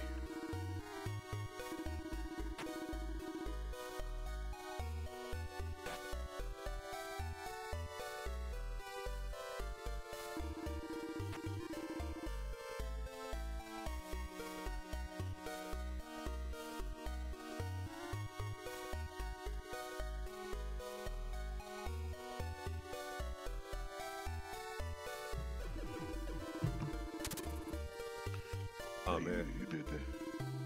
I Did that punch out, blood charge. done ate my food by mistake. See there, max special power increased by 1. Stamina increased by 20. How long does it last? Stamina is maxed out. Stamina improved by 5. That some of that stuff is permanent. When they say went up and improved by, agility went up.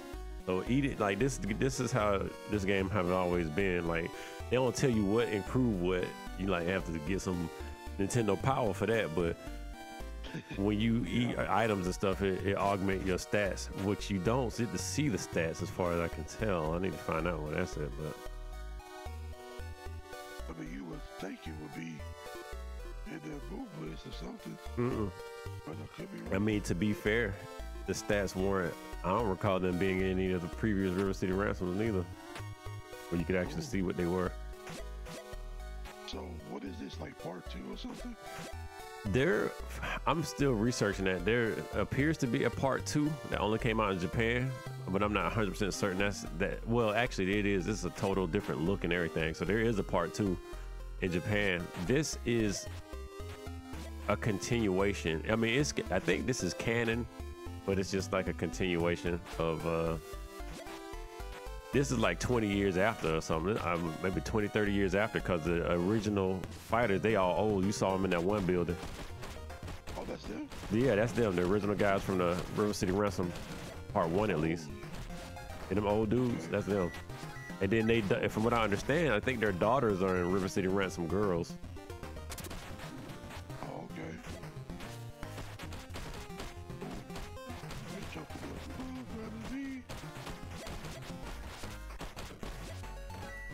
I'm sorry. That is still your buddy. Well, I was actually good. I mean, it's all good. Share. Like,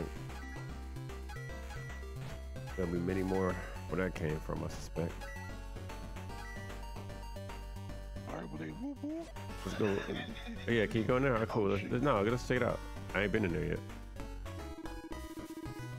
Might be even better food. Ah, pot roast, huh?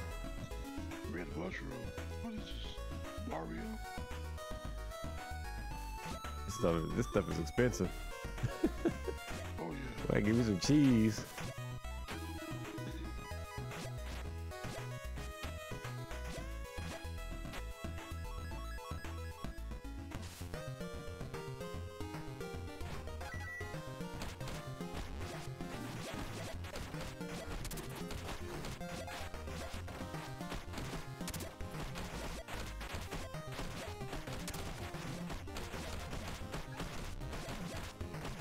I forgot. What was my combo? I don't know. Look at that. I did in the air. Oh, jump and then R1. Oh no, that was a different one. Oh, okay. Like she did like a nosedive from the air or something. Let me see. Sorry, 1 second.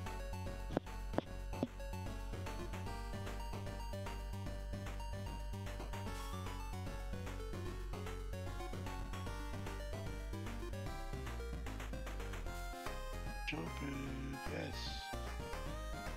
Oh, okay, yeah. Grapple the kick. Here we go. Kick. Not the chin kick. Okay. Yes, while blocking.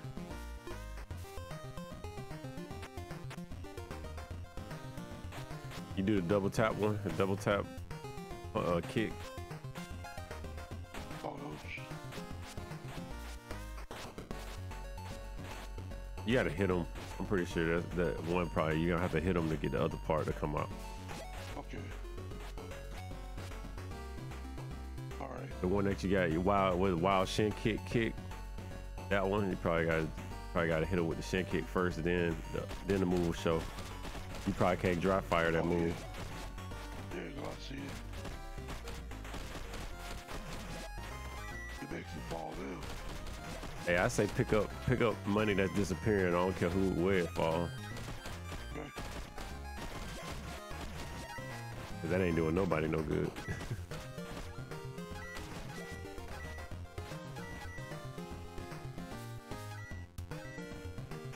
All right, we got I got 13 bucks. Let's go into the Dragon Auto.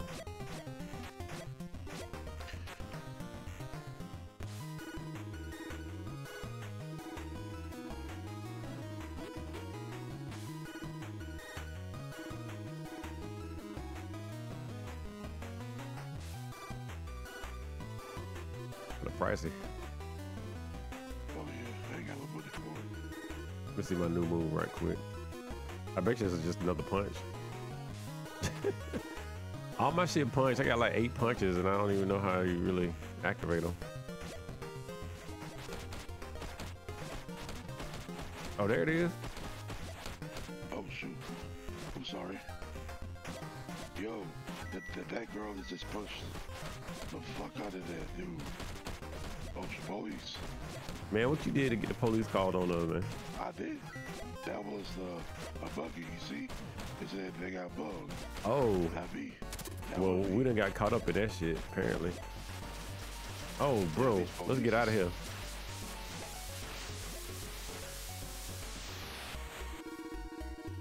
Maybe that should have, I don't know if it'll die down. We want it. We gotta, so that's what the trash can was. When you want it, you clear the screen, you'll have areas you can hide in. You might want to eat something. Yeah, my last bros.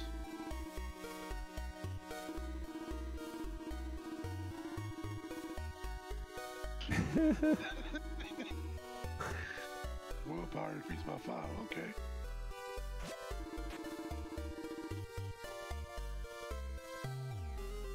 Okay. All right. Well, you know the police are probably gonna be looking for us, man.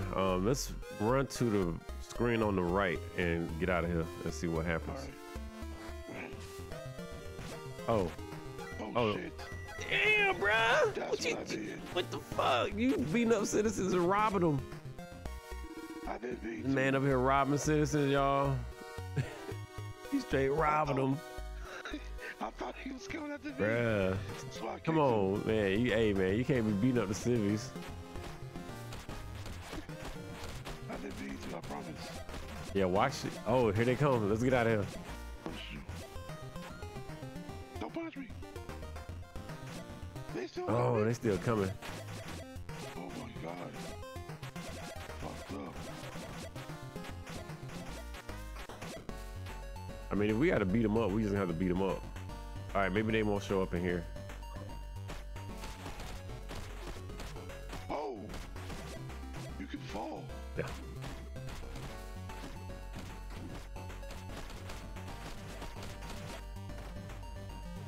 Don't drop it, buddy. Yup. Man, you need to buy some food, bro, because you hurting yourself. Come on, let's try to go back to the food store, because you about to die and you're gonna lose all your money, and that's gonna be unfortunate. Yeah, let's keep running.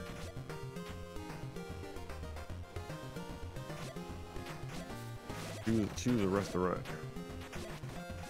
Oh, it's all cheap. Curse City did what? Go ahead.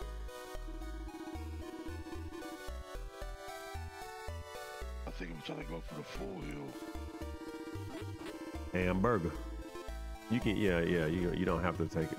Let's see what you get. Right. If you just let the text go after you eat something if you want to see, because if you make them say something else, it ain't gonna replay whatever it was gonna say for your stat upgrades. Oh, shoot. Okay. All right. Well, that red bar, whatever that red bar is, it went up. I don't know what that red bar is. I got one too, but I don't know. Let's take the subway across town. Okay. It's to the left. They got police cars and stuff. They up there dropping down. We some damn college students. We shouldn't be being chased by the cops like that. Let's go. Oh.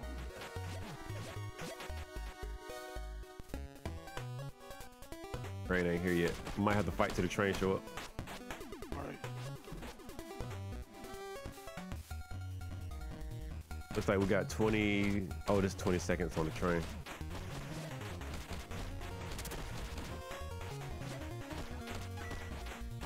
Boy, do you have that ground panel? Yeah. Trust to you.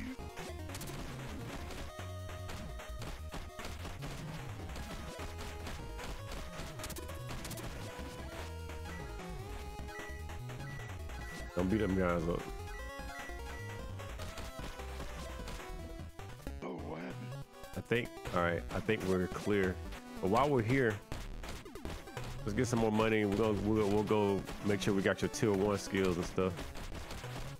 All right. I think you got all your tier 1 except for that level 10, ain't it? Or was it level 15? I can't remember. 50, yeah. I got a level 10 one. I think I should be able to buy it now. Boy, jacking them up now. You going? I'm about to chase that dude down.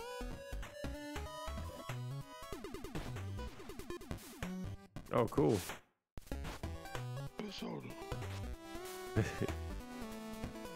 Hey man, don't just be pulling up on me, Holmes. Don't just be pulling up on me, man. Hey man. I just want a soda. No, I'm talking about the other dude that was walking behind you. He was looking like he might want some, but it was a civilian.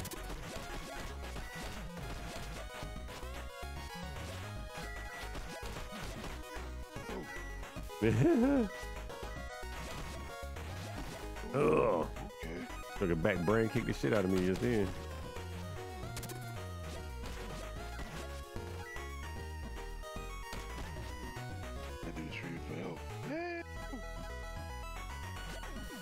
We got enough food that'll get us to the point, so it should be good. Yeah. Oh, by the time we get there, you might be able to. Well, no, I keep thinking you didn't buy some skills, but I'm pretty sure you bought them all.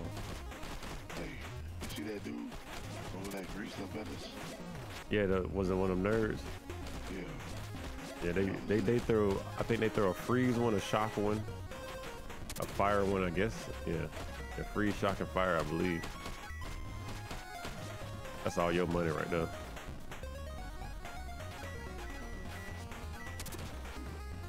Damn.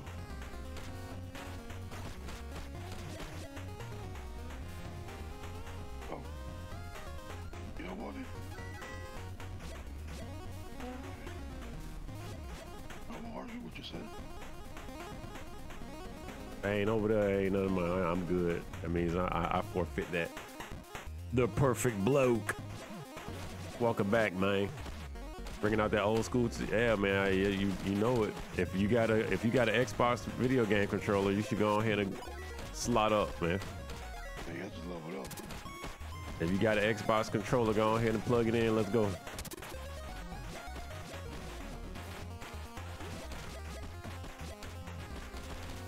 You're not gonna run.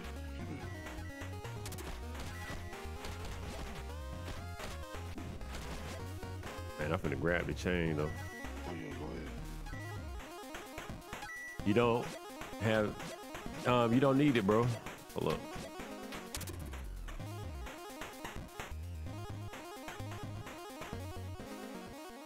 Hey, hit pause, Colson. All right. I can't.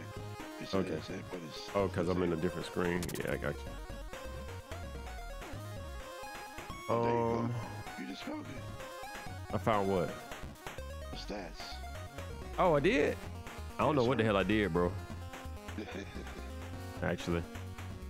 Are you still the Mocking Jace on Steam? Because if you are, I don't see you. No, there you go. I see you. That's who that is. I just sent you a remote play. Plug that thing up, man. Let's go. Let's go, man. It don't show me where you found it at. What I did. I have no idea. I was on the. Oh, there it is. How you made it do that? It's the R1. Oh, nice. Okay. Max is third. So all the the max can increase though, right? Hold up. Okay. My dude specializes in what? My dude. What's your stamina? I can't see it till Oh, till you get in there. Yeah. Yeah, I guess, yeah, if stamina is if like the default, it looks like the max for everything just about is 30. All right. Oh yeah, you got higher maxes, but I think I'm 2 levels higher than you too. I guess we'll have to see how those stats change as we go along. Okay. But how do we level it up? Just by eating, or do we actually fight? Oh, eating. Yeah. Well, you level up by fighting and, you know, taking fools out. Okay. Right. And I'm thinking, Mike and Jace, you got to push start. And we are also in the Discord channel chat if you wanted to join, just to be on. You got a bed over there. On the what's the word I'm looking for? Up to date on the dialogue.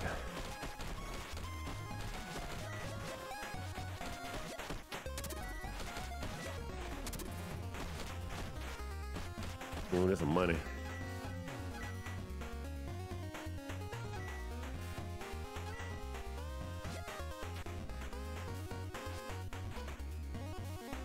Yeah, that's another. You can punch and kick the weapons into them too, by the way, which adds like add different combo dimensions.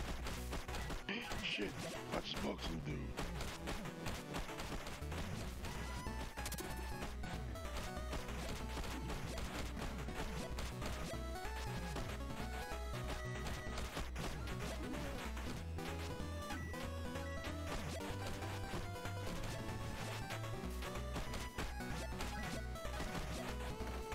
I mean, her stuff is good, but she like, when you jump too high, you miss a lot. So you just like, you gotta do it like that. Oh, oops. We out here robbing. We robbing. Nah, put me in that. Hey, you robbed that dude for big money. You robbed that dude. That joker had about 4 coins he dropped off him, man. Stop playing.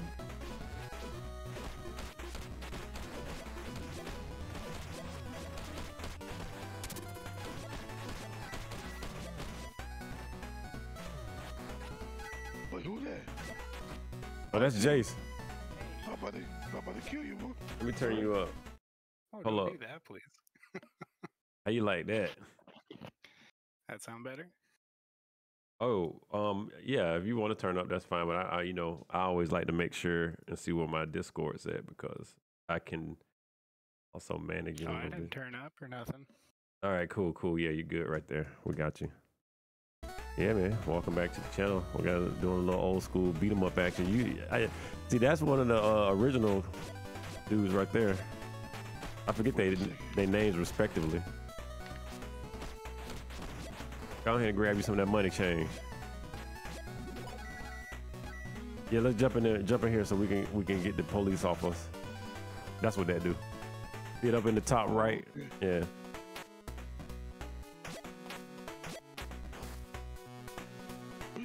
Like man, you can jump there right on time because this is the place where you can buy techniques. You ain't got no money though. Never played this game. I talked to yeah, so we need to get you some money. How did I back out of this? There we go.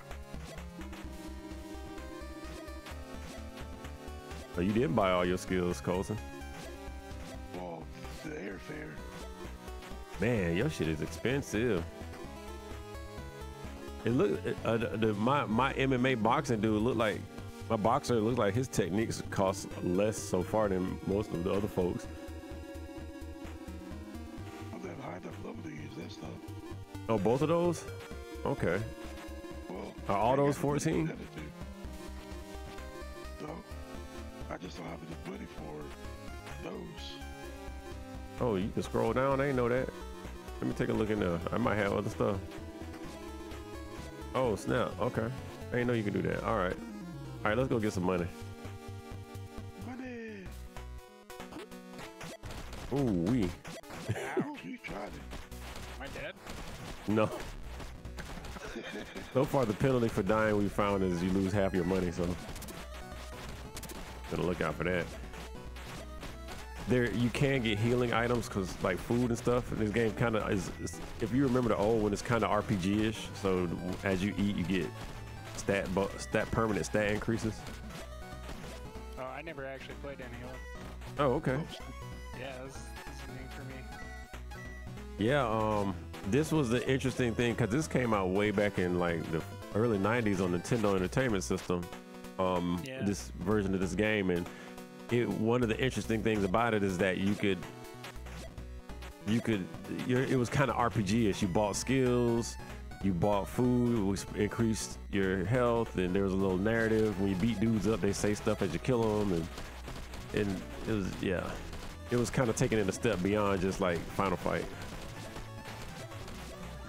Like, why you do this to me?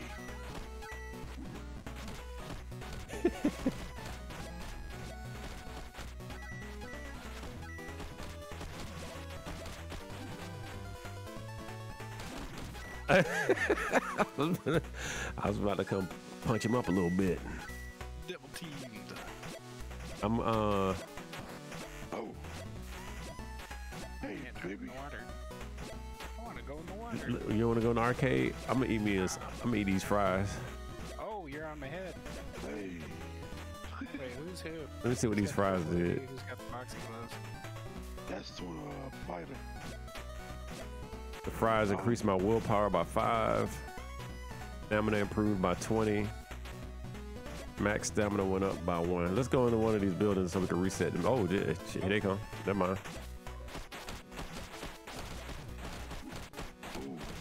Just because you're wearing a luchador mask.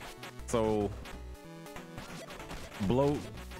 The R1 on the gamepad usually does some kind of special attack. Everybody has a default special attack that uses stamina.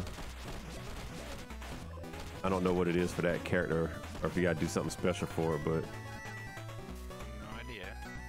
when you hit R1, what happens? Nothing. Oh, hit start, by the way. Mike and Jace, hit start. Oh. And go to move list. When you buy skills, this is where they'll show up. This is just a quick look at what you got there. And also, I don't see your special attack button. Oh, okay, you gotta go down. Gotcha. You gotta run and punch and kick. Stone hands down and S. There you go.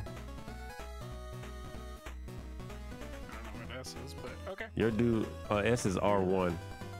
Okay. All right, yeah, let's go to the arcade right quick.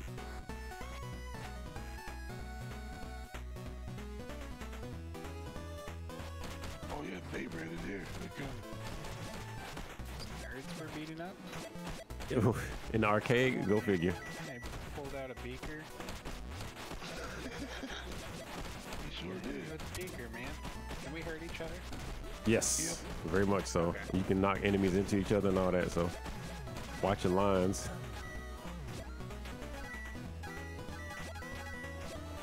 Try to get that money before it disappears. I don't care who dropped it. She's a terrible employee. She's not doing anything. She is pretty bad. Just sit in there. Let me see if I can. Kids beat each other up. Oh, DDR. Let's go back outside. Let's not get too deep into this because we just begin. I mean, we always get more money, but we'll be losing health too. And right now, Mike and Jace don't have any backup food. So TBL, TPL. There we go. Oh, what was that? A Molotov? Is a beaker full of fire fluids. Accelerant.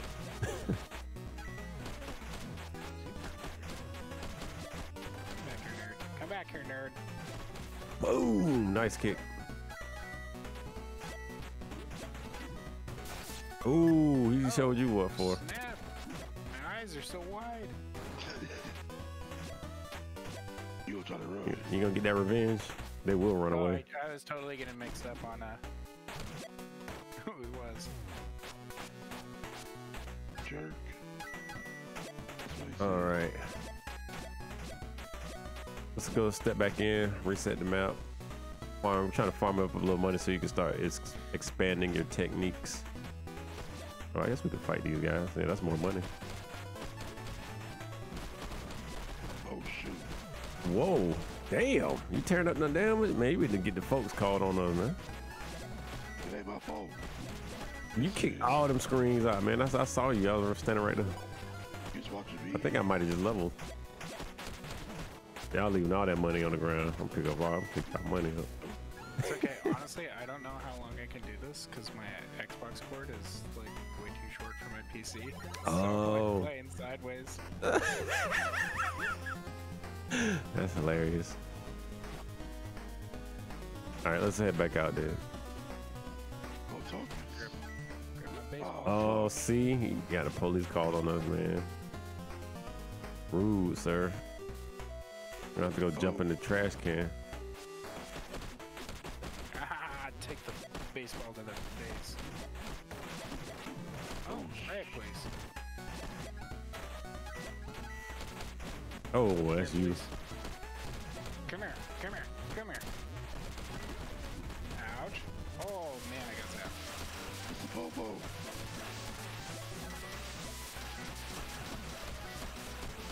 Beat their I ass. don't know what's going on, man. You getting me out of there? Damn. What? Your health is low.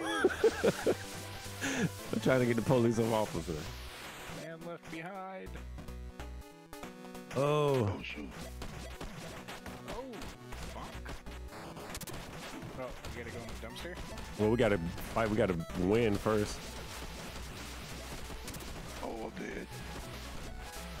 You better eat them fries. Ah! That wasn't very ice of you. Oof.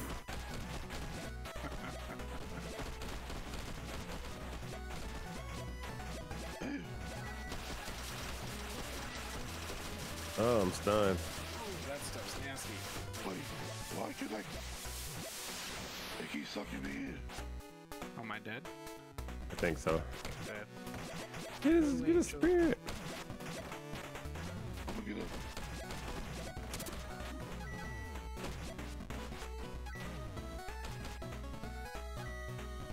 Sir Blitz. No.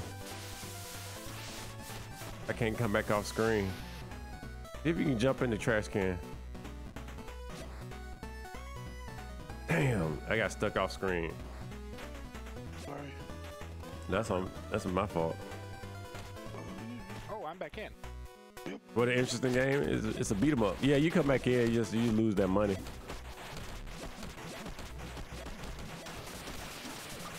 What? Ugh.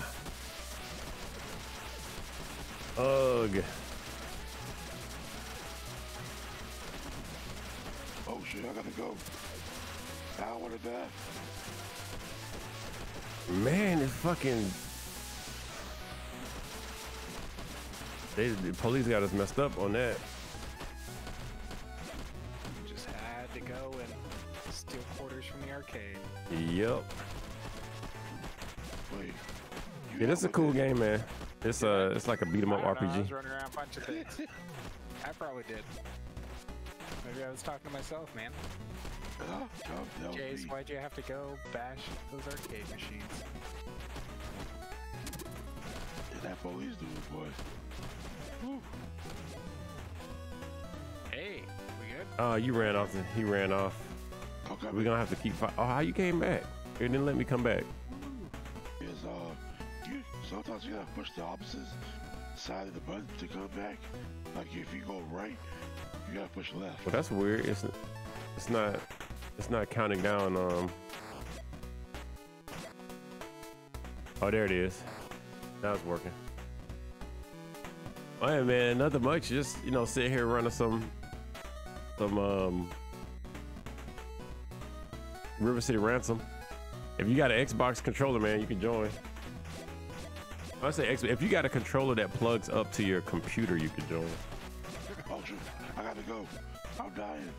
All right, yeah, let's head to the stores, I guess. I got $31. I can't lose that. I'm up here getting beat up as well. Oh god. Just keep running. Don't engage. Find the subway. I'm trying to run. Just keep running. I don't think they can get you. Football. It's like Tecmo Bowl. Don't forget. Never forget Tecmo Bowl. Up, down, up, down, up, down. Oof. Oh shit. Oh, snap. you can very much kill yourself in this game, yes. Oh shit. Oh shit. Oh shit. Double tap forward. You guys are so much faster than me. Double tap. Double tap left. There you go. Oh, I see. Gotcha. That's the subway. How far Yeah, are we yeah, right there. Turn around. Oh shit. No. You about to get bit. Oh, we just missed the train. Fuck. We gotta fight. Shit. Cool, I like fighting. Ah, I don't like getting beat up though. I was saying, yeah, I mean, if you can avoid them. I'm trying. That's a soda machine. Maybe, yeah, hit this. Oh, well, hold up. Oh shit.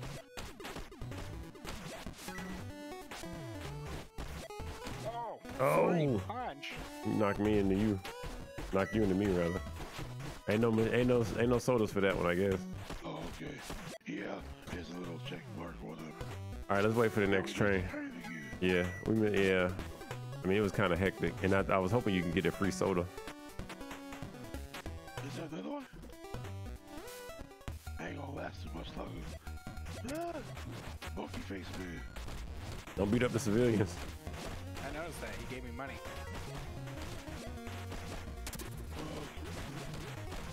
Oh my goodness, did he? Are you stealing me? You get kidnapped. He picked me up and he like tossed me on his knee, and then he ran off. I don't like him having his way with me. Oh, we made it. All right, well, let's get. We can get out of here. But you got full health, as Jay saying.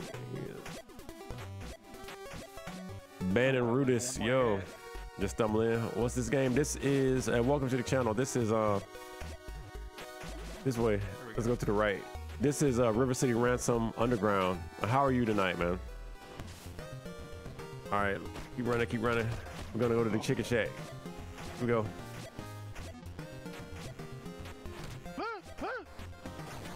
Oh, he made it with his money. Go buy some food. You can just read the menus. You can take food with you, and you can eat it in here, or you can eat it in here rather. Yeah, this is River City Ransom. It's patterned after the original Nintendo. This is River City Ransom Underground, a continuation of the game River City Ransom. How do I eat food? Oh shit. You made this game? So you're oh, are you kidding? Or you just want me to see how you just extol the virtues of River City Ransom and the history of it? I was about to go all into the history of shit. So this is River City Ransom Underground, which as far as I understand it it's a continuation in the series of the River City Ransom games, but not directed like River City Ransom 1 or 2.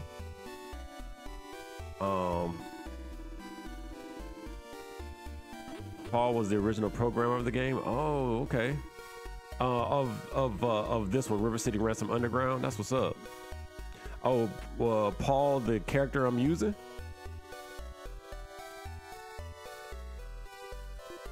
You put Provi into my new game in River City. Oh, okay. I've been waiting on that. Actually, I plan on doing like the whole step of it because this year I'm doing fighting games. I'm focusing on fighting games, and in the downtime I'm playing a lot of beat 'em ups, and it's convenient that River City Ransom 2 is coming out. Is that this year?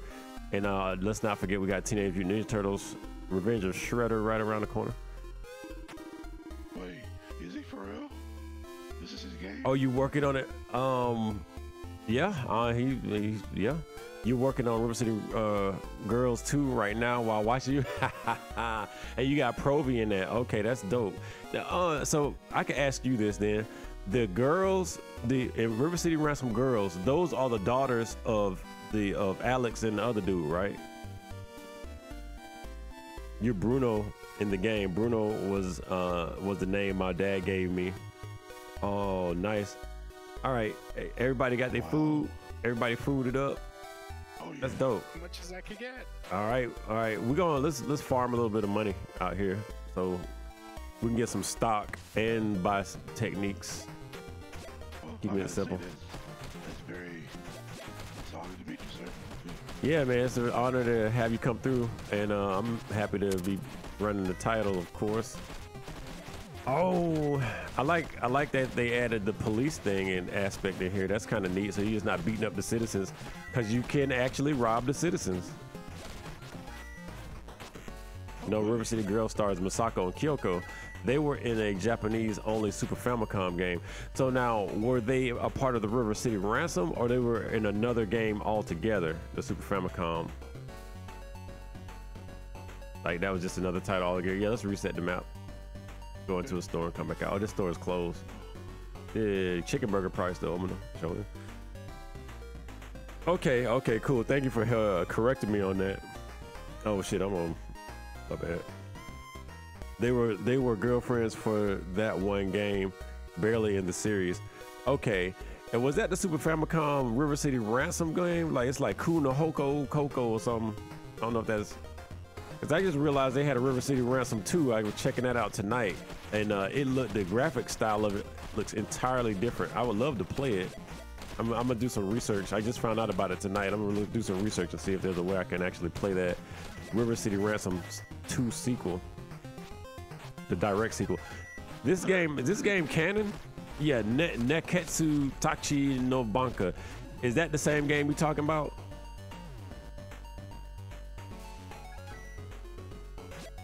Were the girlfriends of the leads?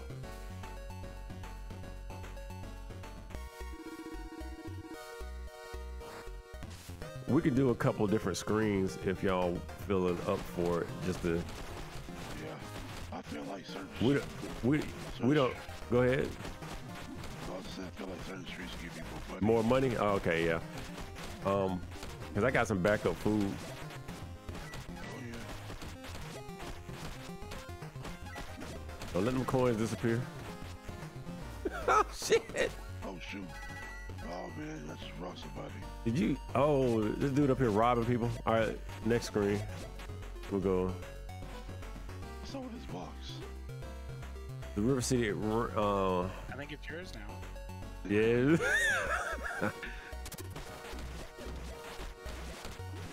You can't really turn away. Backbreaker. Oh, maybe I can ask you too. How do Bannon? How do you get Paul to specifically do some of his punches? Or are they just random? Because I noticed he got like 6 different punches, but they're all used with the punch button. Have you attacked each other? Yeah, we've done that. We just haven't used it as a solid technique yet. All right, how do I back out? Because just close. You know, just Gotcha. I think if you just close the game or whatever, you should like be able to back out. And thanks for joining. Also, River City has been, yeah, man. River City Ransom proper has been around since like maybe the early 90s, maybe the late 80s. But it's like right there, the 80s, 90s. This is one of my first games. Oh man, it's a whole chain of punch and kick buttons like Tekken game. Oh, well, I know how to do like punch, kick, but are you saying it stacks like? Oh shit. Okay, maybe. Hold up.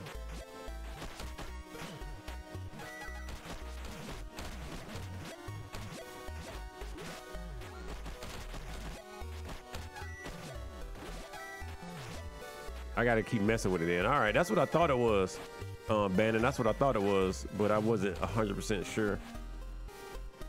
Punch, kick. Okay, punch, kick, punch. Okay, punch, kick, punch. Let me try that. It feels nice when you do it, actually. This is my first time seeing this, but you like it? Yeah, man, it's a really cool.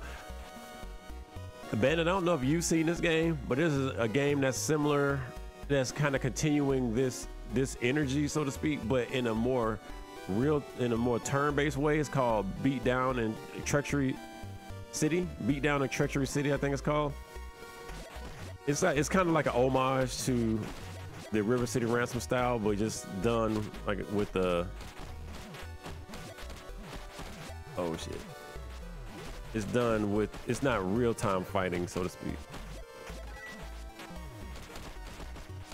Punch, kick, punch. Oh man, I'm able to get the uppercut though. I'm gonna have to practice on the heavy bags. Yeah, you talked to those guys. I got a chance to meet them, and I'm up here in Seattle. I went to, I forgot the damn name of the convention. PAX. I went to PAX. That was like 2019, I think it might have been 2017. Oh.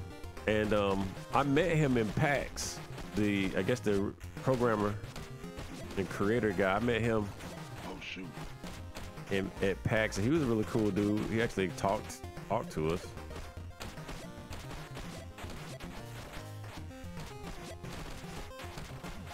Hey, can you tell us what food might increase the stats of, like, or Nah, I doubt it. That's a lot, bro. A lot to remember. I mean, it's not. I'll do all that. If you want to, I imagine if you want to know what food do what, you can look that up on a Google page, right? Oh, okay. There are a lot of. That's basically asking for like a lot of. There are a lot of items, unless you mean like specifically which ones in that particular store. So a bit of a. I would be impressed if a man remember each and every one of them by default. Probably got the codes. You got the. Remember that. All right. I'm thinking. Let me pause right quick because they'll come out. I noticed Mockingjade's character is actually back in the game. I wonder if you leave him over there, will he just stay over there? I was thinking maybe if we save, because right now only way to save is to go back to one of the dojos, and I don't think we're near one. Yeah, we'd have to go back to the subway and then go back to the dojo. I guess let's do that, and then we can just reset and make sure we cleared up. No. You didn't get a stuff. Hey, what's going on is Oh boy. Oh, I guess kinda. Hey, we should get out and go pick him up.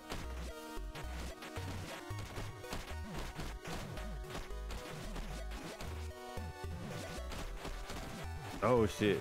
Yeah, the money that was saved about to get. He back here to me? And I think we ain't gonna be able to just go out. I thought it would just like drop out, but I guess since you were dead, it counted and it just resurrected you. Yeah, you probably would have had to hit start and then leave.